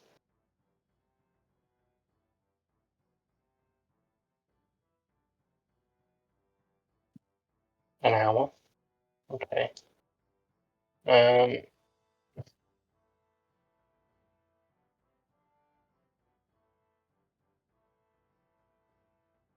Hezekiah will send his giant eagles out in different directions Ah, okay. to try and locate this. They have advantage on perception checks that rely on sight. Yeah, okay. So it's two of them going in different directions, and it'll sort of get them to circle if they see anything. So it's +4 with advantage on each bird. So one's a nat 20 and one's a 5. One of them finds absolutely nothing. The other one, how does it communicate with Hezekiah? By the way, is it like a psychic I connection? think what Hezekiah would have, it's more like Hezekiah commands it to do stuff. So he would have had it so that if he finds anything, just start squawking and flying around in a circle above the area. So they set out and they start to circle around and swooping around the different parts of this map until one of them suddenly starts to squawk and does begin to just do a slow circle over an area. Hezekiah makes his way over, and sure enough, below the eagle there is a little copse of trees, which are largely bare but snow covered still, but a small little red flick of fabric is just fluttering in the wind, just attached to one of the branches. So Hezekiah will grab it. He'll swoop down, pick it up. He'll follow with the eagle, and then he'll return and he'll just tell everyone, "Because I found the flag. Let's head back and tell them the great news and tell them of what we've faced so far. What's been happening? What the manticore, the harpies that are in the area. See if they knew anything about it. If they willingly sent us out to face these dangers." That's something Hezekiah would say. Something fire, something. Yeah. Deep philosophy. Funny enough, I was listening to the Ryder Cup commentary earlier, and Hunter Mohan, one of the old players from America, he sounded exactly like Arco, including the way he talks. And I was like, holy Maybe that's what he's doing. Yeah, it's not jet lag. He wouldn't want to admit it anyway, because Europe are absolutely spanking them.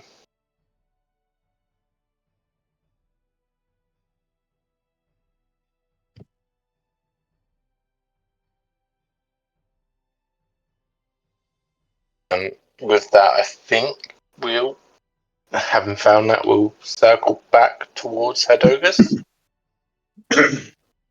Yeah.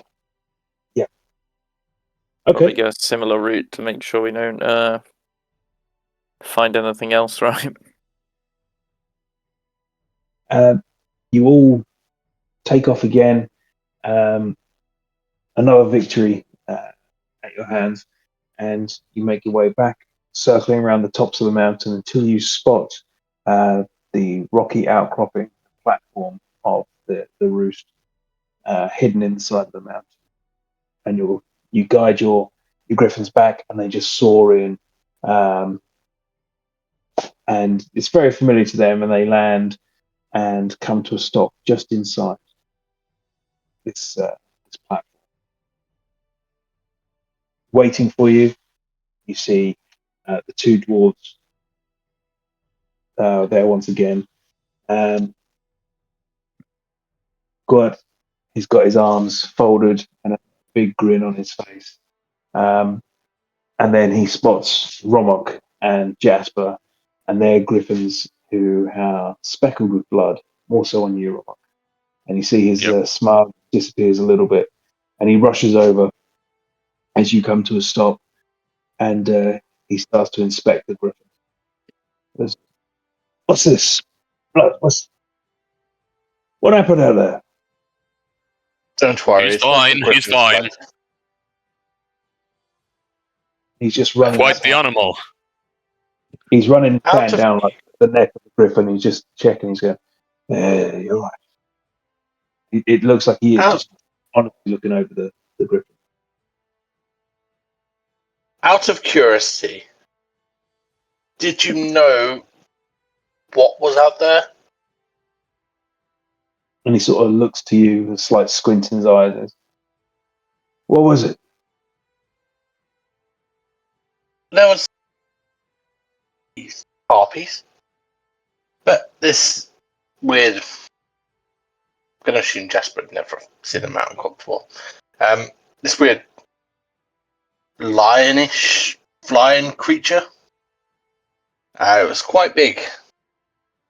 Came out of the forest, and yes, it wasn't the best flight, shall we say. Well, harpies, they are common, but no big deal. But sounds like you had a run-in with one of them manticore.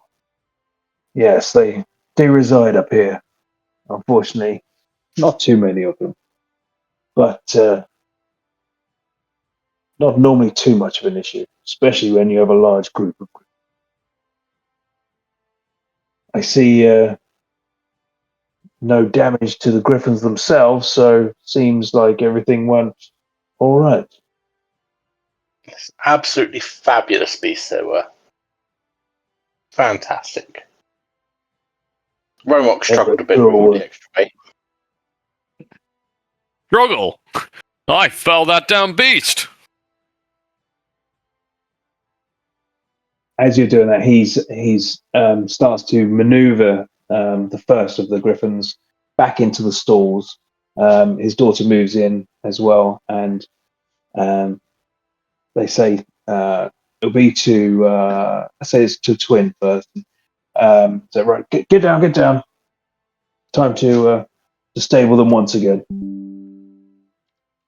And as you dismount Twin, they start to maneuver the griffin in gently and take off the saddle, securing the chains back against it once more.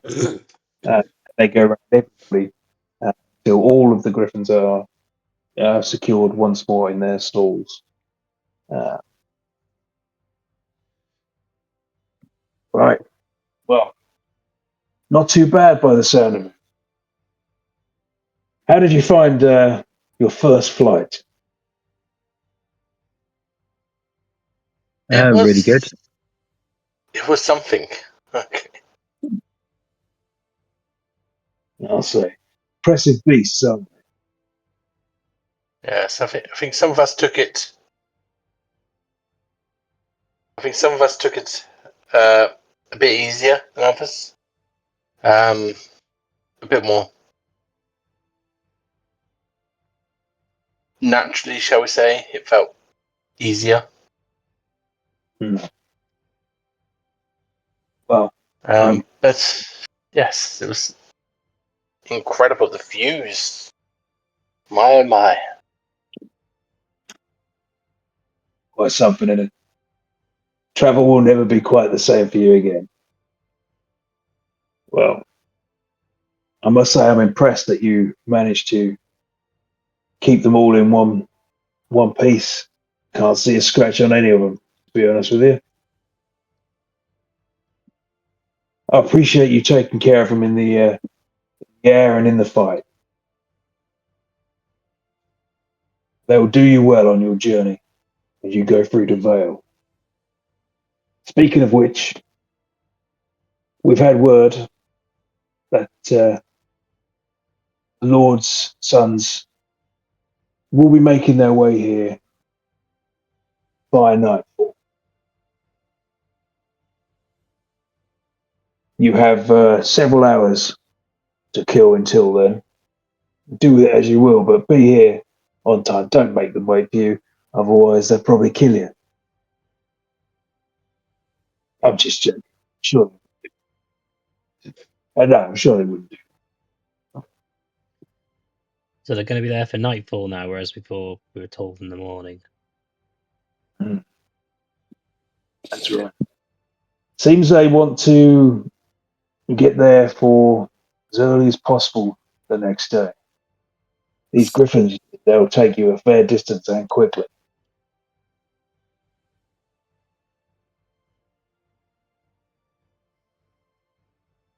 Hezekiah with sort of like almost a magician's flourish, like he pulls the red flag out from like the sleeve of his cloak, whatever he's wearing. He waves it for it. We also managed to retrieve this. You found it. Wow. Must say, I wasn't too sure you would. Was mighty well hidden, that. That's a good eye you've got. And he goes and grabs it. We can't take all the credit. I had some help from a couple of friends, shall we say. Well, you returned it. A reward is on your way. Don't you worry. When you return here to take your beasts to meet up with the Lord, you'll have your reward waiting for you.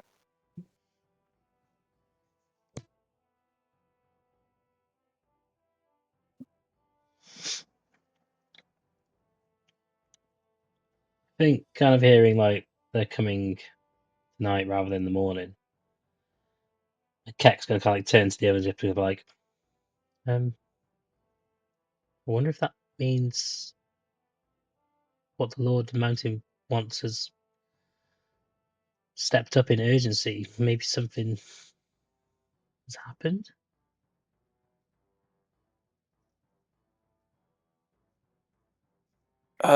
Possibly. Only one way to find out, really, right? Indeed, we have several hours. We definitely need to resupply. I mean, when we came out of there, who kind of like threw some things backwards? I'm pretty sure a few javelins almost caught my head at one point.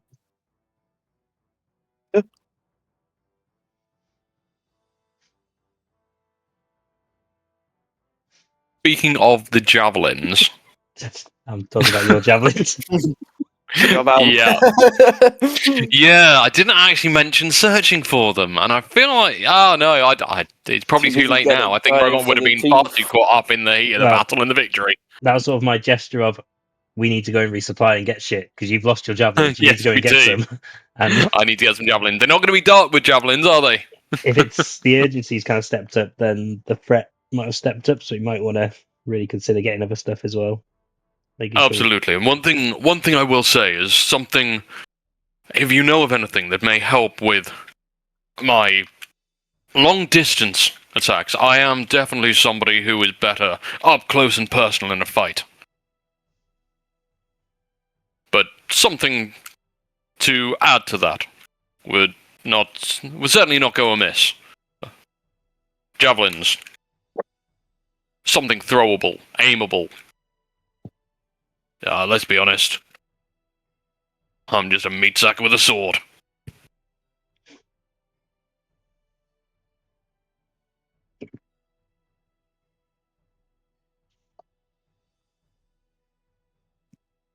Um, I know what I want to ask, but I'm trying to think how to ask it.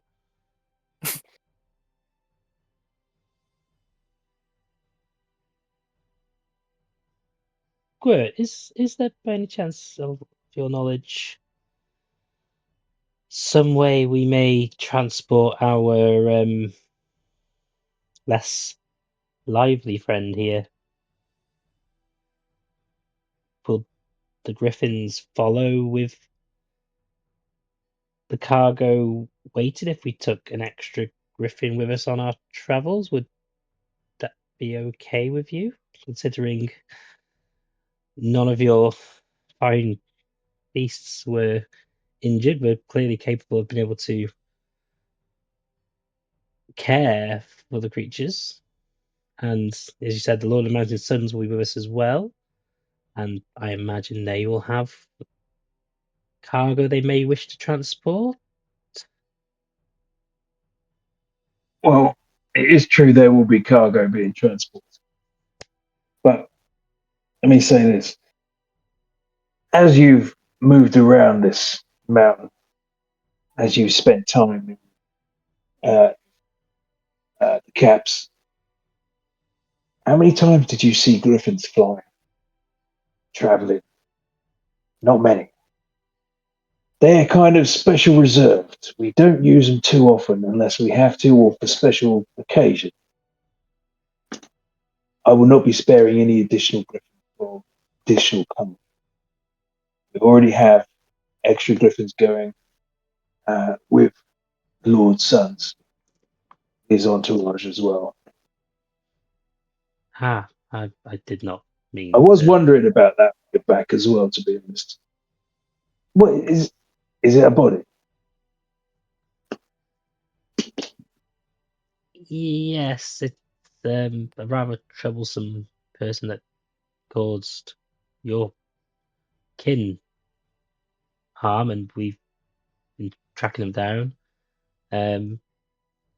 Kind of holding on to her for our own reasons at this time, because there might be more to it. There's things we need to know that we may be able to glean. Whatever your reasons are, is it that important? Just dump it, chuck it over the side. It'll make it easier on the Griffins, to be honest with you.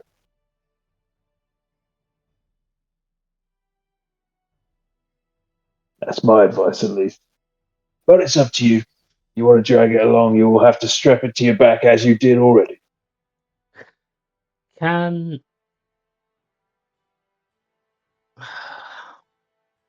how long have we been back in the town? It's only been like 2 nights, hasn't it? Or has it been a night and a? So we had the party at Oberyn's, we woke up, the bloke accosted us outside, and we got dragged off to this. It's the second night, isn't it? It's the second day of being back. This is that same day. You've not had a second night. You had the dragon bit, right? No, after we came back and raised Gundrum, we had a then night's there rest, was a night. and then it's Yeah. been the entire. We're still in that second day, aren't we, of being back? What, when Still you in fought the dragon as well? Yeah, we've not rested from that. Oh my god, okay. Still the same day. It's second day, isn't it? So above table, like got a thought. Could we go and find Oberyn and Gundrum? Obviously, they got an empty casket which we put tributes to Thorim in. But shove Seraphine in the casket to be buried for now, and we'll come and exhume her if we want later on, if we have chance. It's as good an idea as any, because Romot can't keep carrying this carcass around. At least like, yes, there's a worry of reanimation or whatever. We've seen it not done. for 10 days. Not for 10 days. Exactly. So it's quote unquote safe. to deposit, or so we hope anyway. And it's But in- like I say, we can't keep carrying this body around. Not least, it's gonna cause questions. It's gonna draw attention. It needs to be deposited somewhere. I think we've had some good standing with Oberyn and Gundrum and his hunting party that they would keep an eye on the grave, and it'll be in a grave that's marked as someone else, as probably for what was his Foradin? So I'm just thinking that might be a good stopgap for it. Kind of leaves our options open if we want to come back for it, and Woody can say it's mysteriously an empty casket now.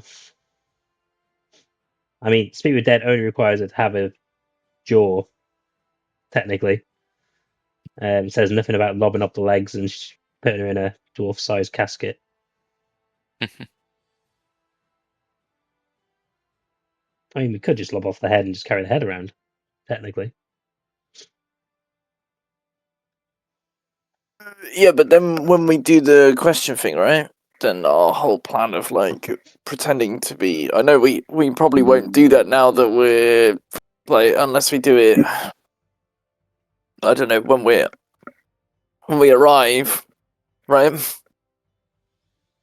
That's what I mean. If we get her buried here with Oberyn and Gundrum, so when we come back after doing this for the Lord of the Mountain, hopefully it will be within the 8 days, so she'll still be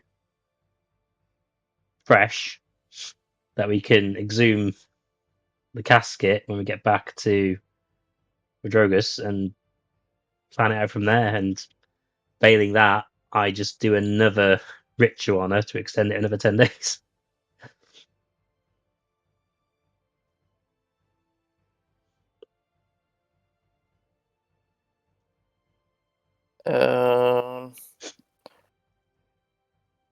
I don't know. When can we?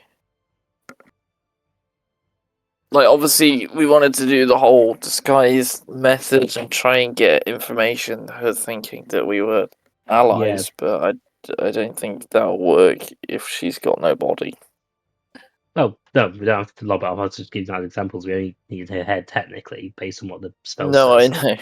But if we shove her in a casket and bury her as Foradin's grave, and get Oberyn and Gundrum to kind of watch over it while we're gone, it's less for Romot to carry. And she's going to stay fresh for those 8 days. And then I've still got 10 days afterwards. Let me check the spells. Speak with Dead. Yeah, 10 days. So even if we're gone for the next 18 days, as long as we're back within those 18 days, I can still do Speak with the Dead with her. Or I can reapply the ritual to preserve for another 10 days. I think.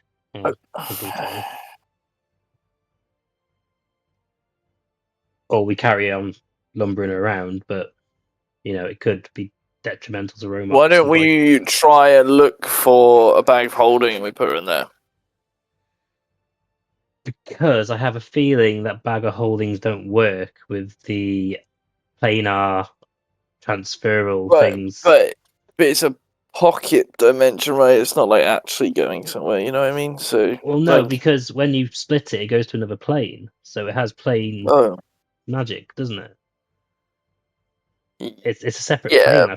I thought. Is it but if you're creating that, maybe. I mean, we live in this world. Woody, how many times have we seen the occurrence of a bag of holding in our travels? None. Roll I come from somewhere else to you guys. I might have actually experienced it or seen it in some way, shape, or form. Yeah, true, I guess. Or have you guys ever questioned it before as well? Have you asked if there's any kind of mention of it? No, well, my character would know like what it is, so I kind of haven't, for... Roll an intelligence. Just flat intelligence. That's not going to be good for me. You're not familiar really with it. You've not come across any. Should my we concern, roll? like, If you're talking about it, you can certainly Well, roll. I'm talking out of character, but Okay, Locke, you have heard such things that once existed, but not for a long time. in the past, yeah. Okay, so that. that was kind of my fear. That was my first thought, Yeah. shiver in the bag of holding, but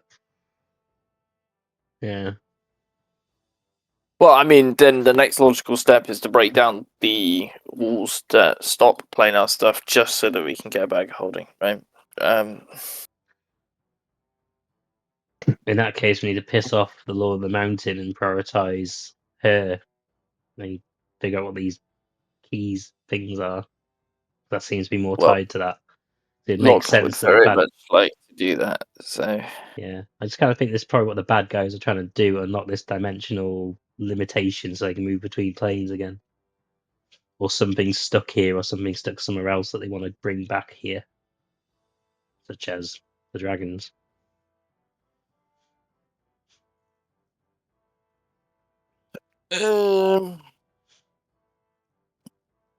So we can't carry her, or it's just annoying to carry her.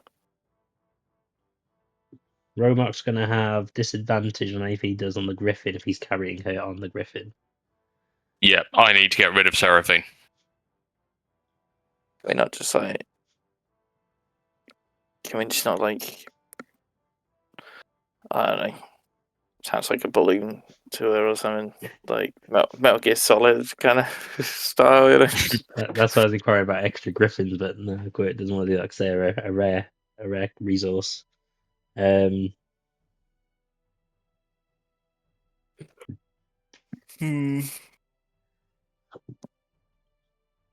can I do? Well, I mean, I can put my thing down, but that only lasts an hour, I think. My disc. Disc. How quick Oh, does no. it move then?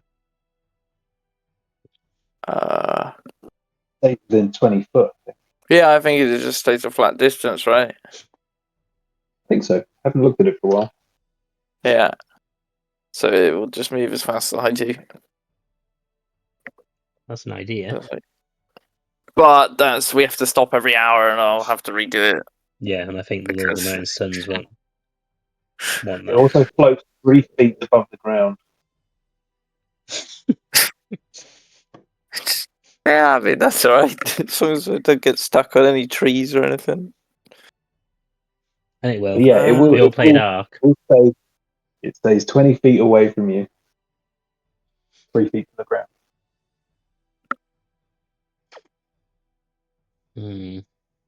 Although, I don't know. I think that's where it would have to start, but I think it could follow you.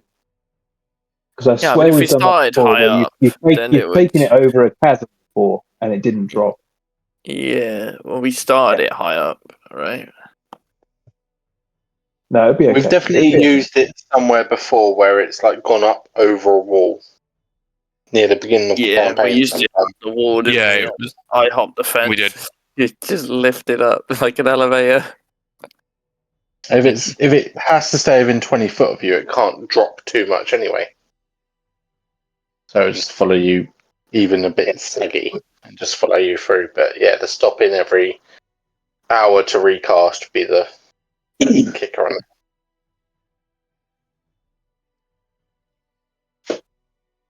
But it's only 3 foot wide. Mm. I reckon once set in, should be able to keep herself stiff. Prior to it, Fold her 3-point up. harness with some rope. Yeah, I don't think it's actually a good idea, though. There's no point. There's no point not. even like. Hey, I'll throw it out that we can always just pick a card and see what happens. I'm down.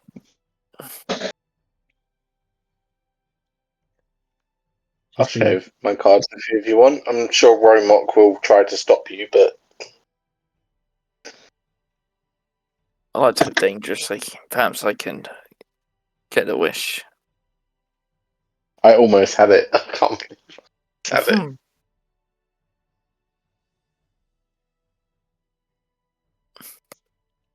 I mean, obviously, like this plan, do we want to decide what we want to get in terms of resources?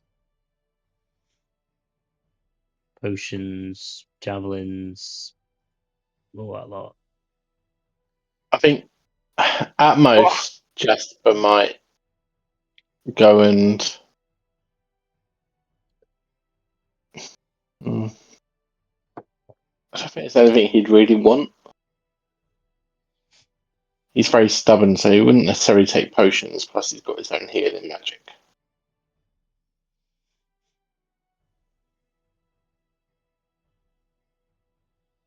At most, I want to fancy up my swords with the manticore teeth. Mm, Or my daggers. But that takes like a whole day to do anything with the sword, as we found out last time. We had to wait around. So I probably won't be able to do that this time. are we also safe walking around still? Like, I know obviously they gave us the lair and stuff, and they're probably not going to do anything. But do we feel comfortable just walking? The They're dwarves still said as going to long be as we're around in the watching us, walls. aren't they? Yeah, as long as we're in Port Drogus, no harm will come to us. It's when we leave that we're on our own. Right. Even though we're not on our own, because we're with the. Yeah, but that's why we're going, isn't to keep them safe, because they don't want to send their own soldiers. Yeah. Yeah, I don't know. I think with the benefit of flying out as well, I don't think they'll be able to sort of keep up on the ground with what we're doing in terms of the paths they'd have to take, so we might actually lose them temporarily. I don't think they're after us anymore, though. I think that letter was kind of like a Yeah, the letter. come to us now, and yeah.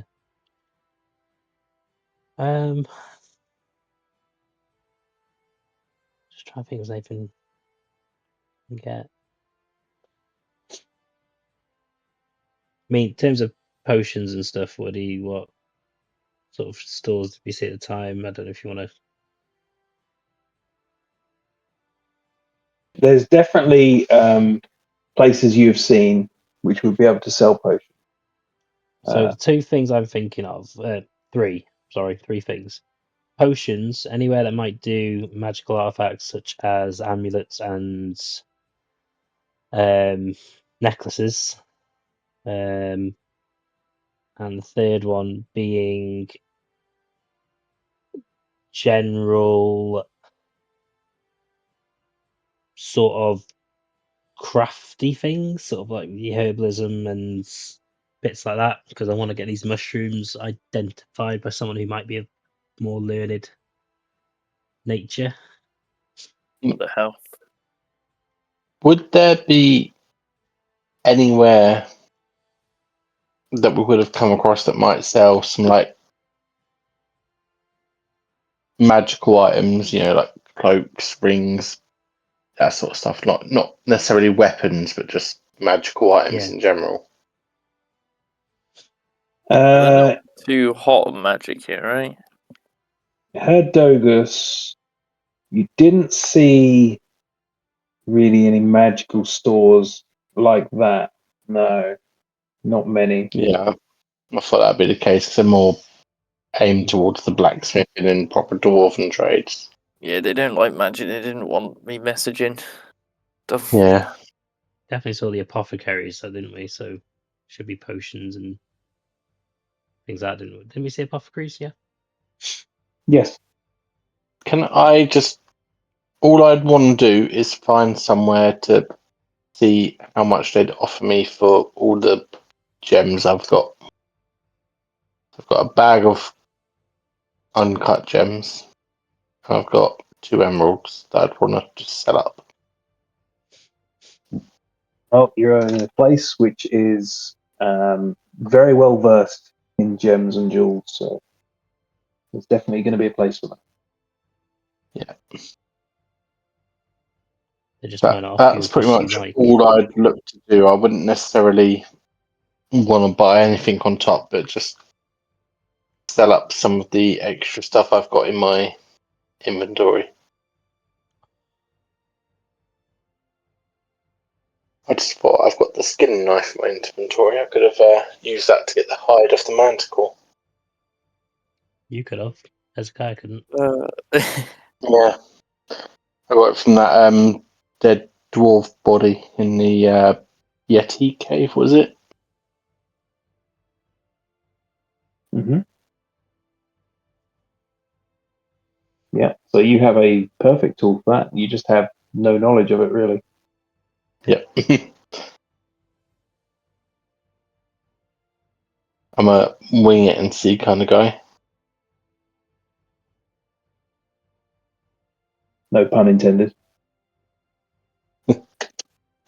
Yes, that's all I'd want to do. Like, is just try and sell my gems. I'm not sure. Don't really want to buy anything on top of that necessarily. If you guys want to buy something, then we can head there. Because I'm guessing we still don't want to split up too much, Don't think we even should. though we think we're going to be safe. I just want to know what So potions are kind of on sale for So when are we leaving? Are we leaving today or? nightfall now rather than morning. Uh, So we're probably so we not don't going to even get have time rest. to rest. Won't be able to Mhm. do the questions. So we want to definitely do a short rest in that time. Yeah, I was thinking the same. Like, get what we need, go back, short rest while maybe doing a bit extra bonding with the griffins. Yeah, we might just have to cut off Seraphine's head, to be honest.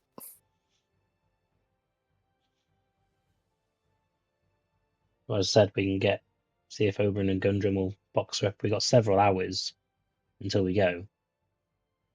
Yeah, but in case we get there and we don't come back, or And she's just a dead body that's rotting in a box. well, she'll be like the head from the bus on Harry Potter. As I said, What a long face. if she's just a head, though, she's less likely to talk to us, isn't she? That's the only problem. Kind of becomes a moot point. Yeah.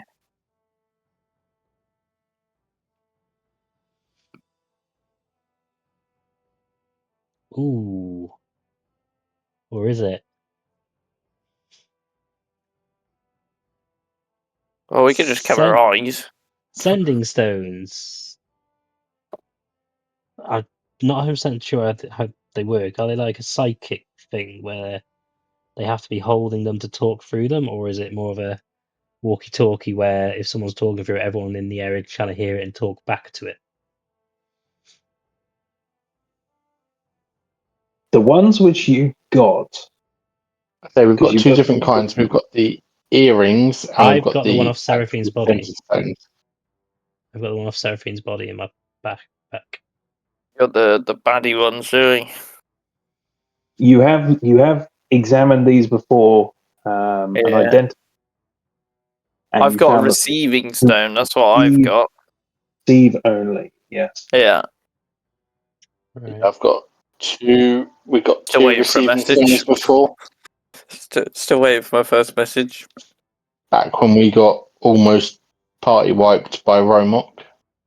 So the receiving stone is the one I got off Seraphine's body, which I gave to Lachlan's look at. Yeah? Or is receiving stone different? So I found one on Seraphine's body. I don't know what you found.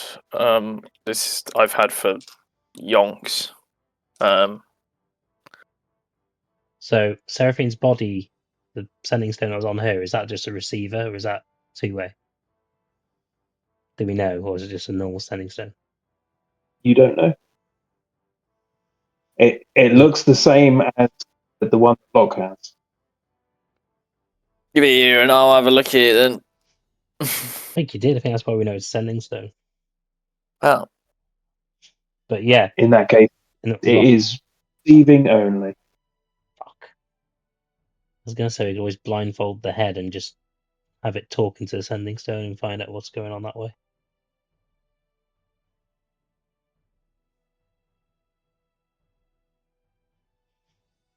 Hmm.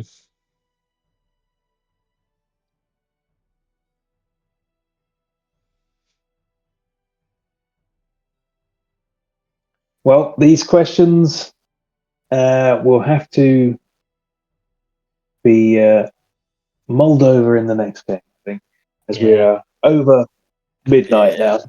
Well, we can think about it between and maybe talk about it if we're.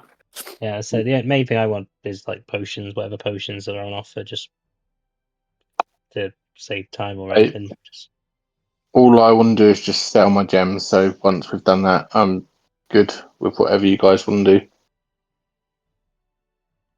Romak wants javelins.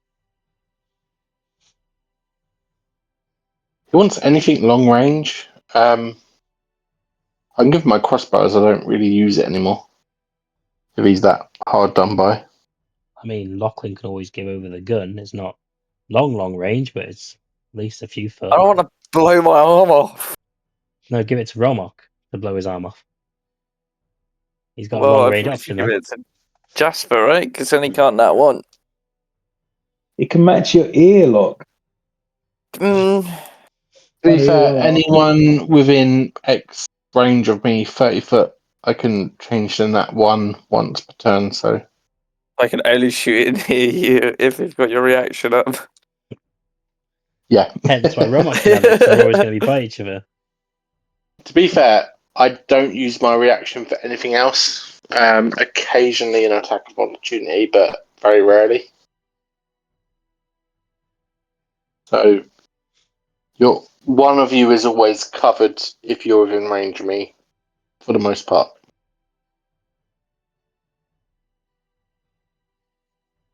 Mm.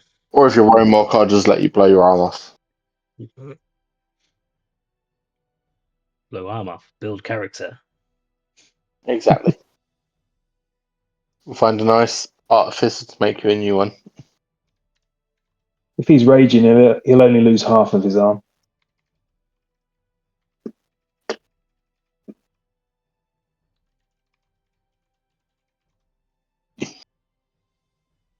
Oh. Oh, it hasn't got what's his face from X-Men saying House Explode, build character.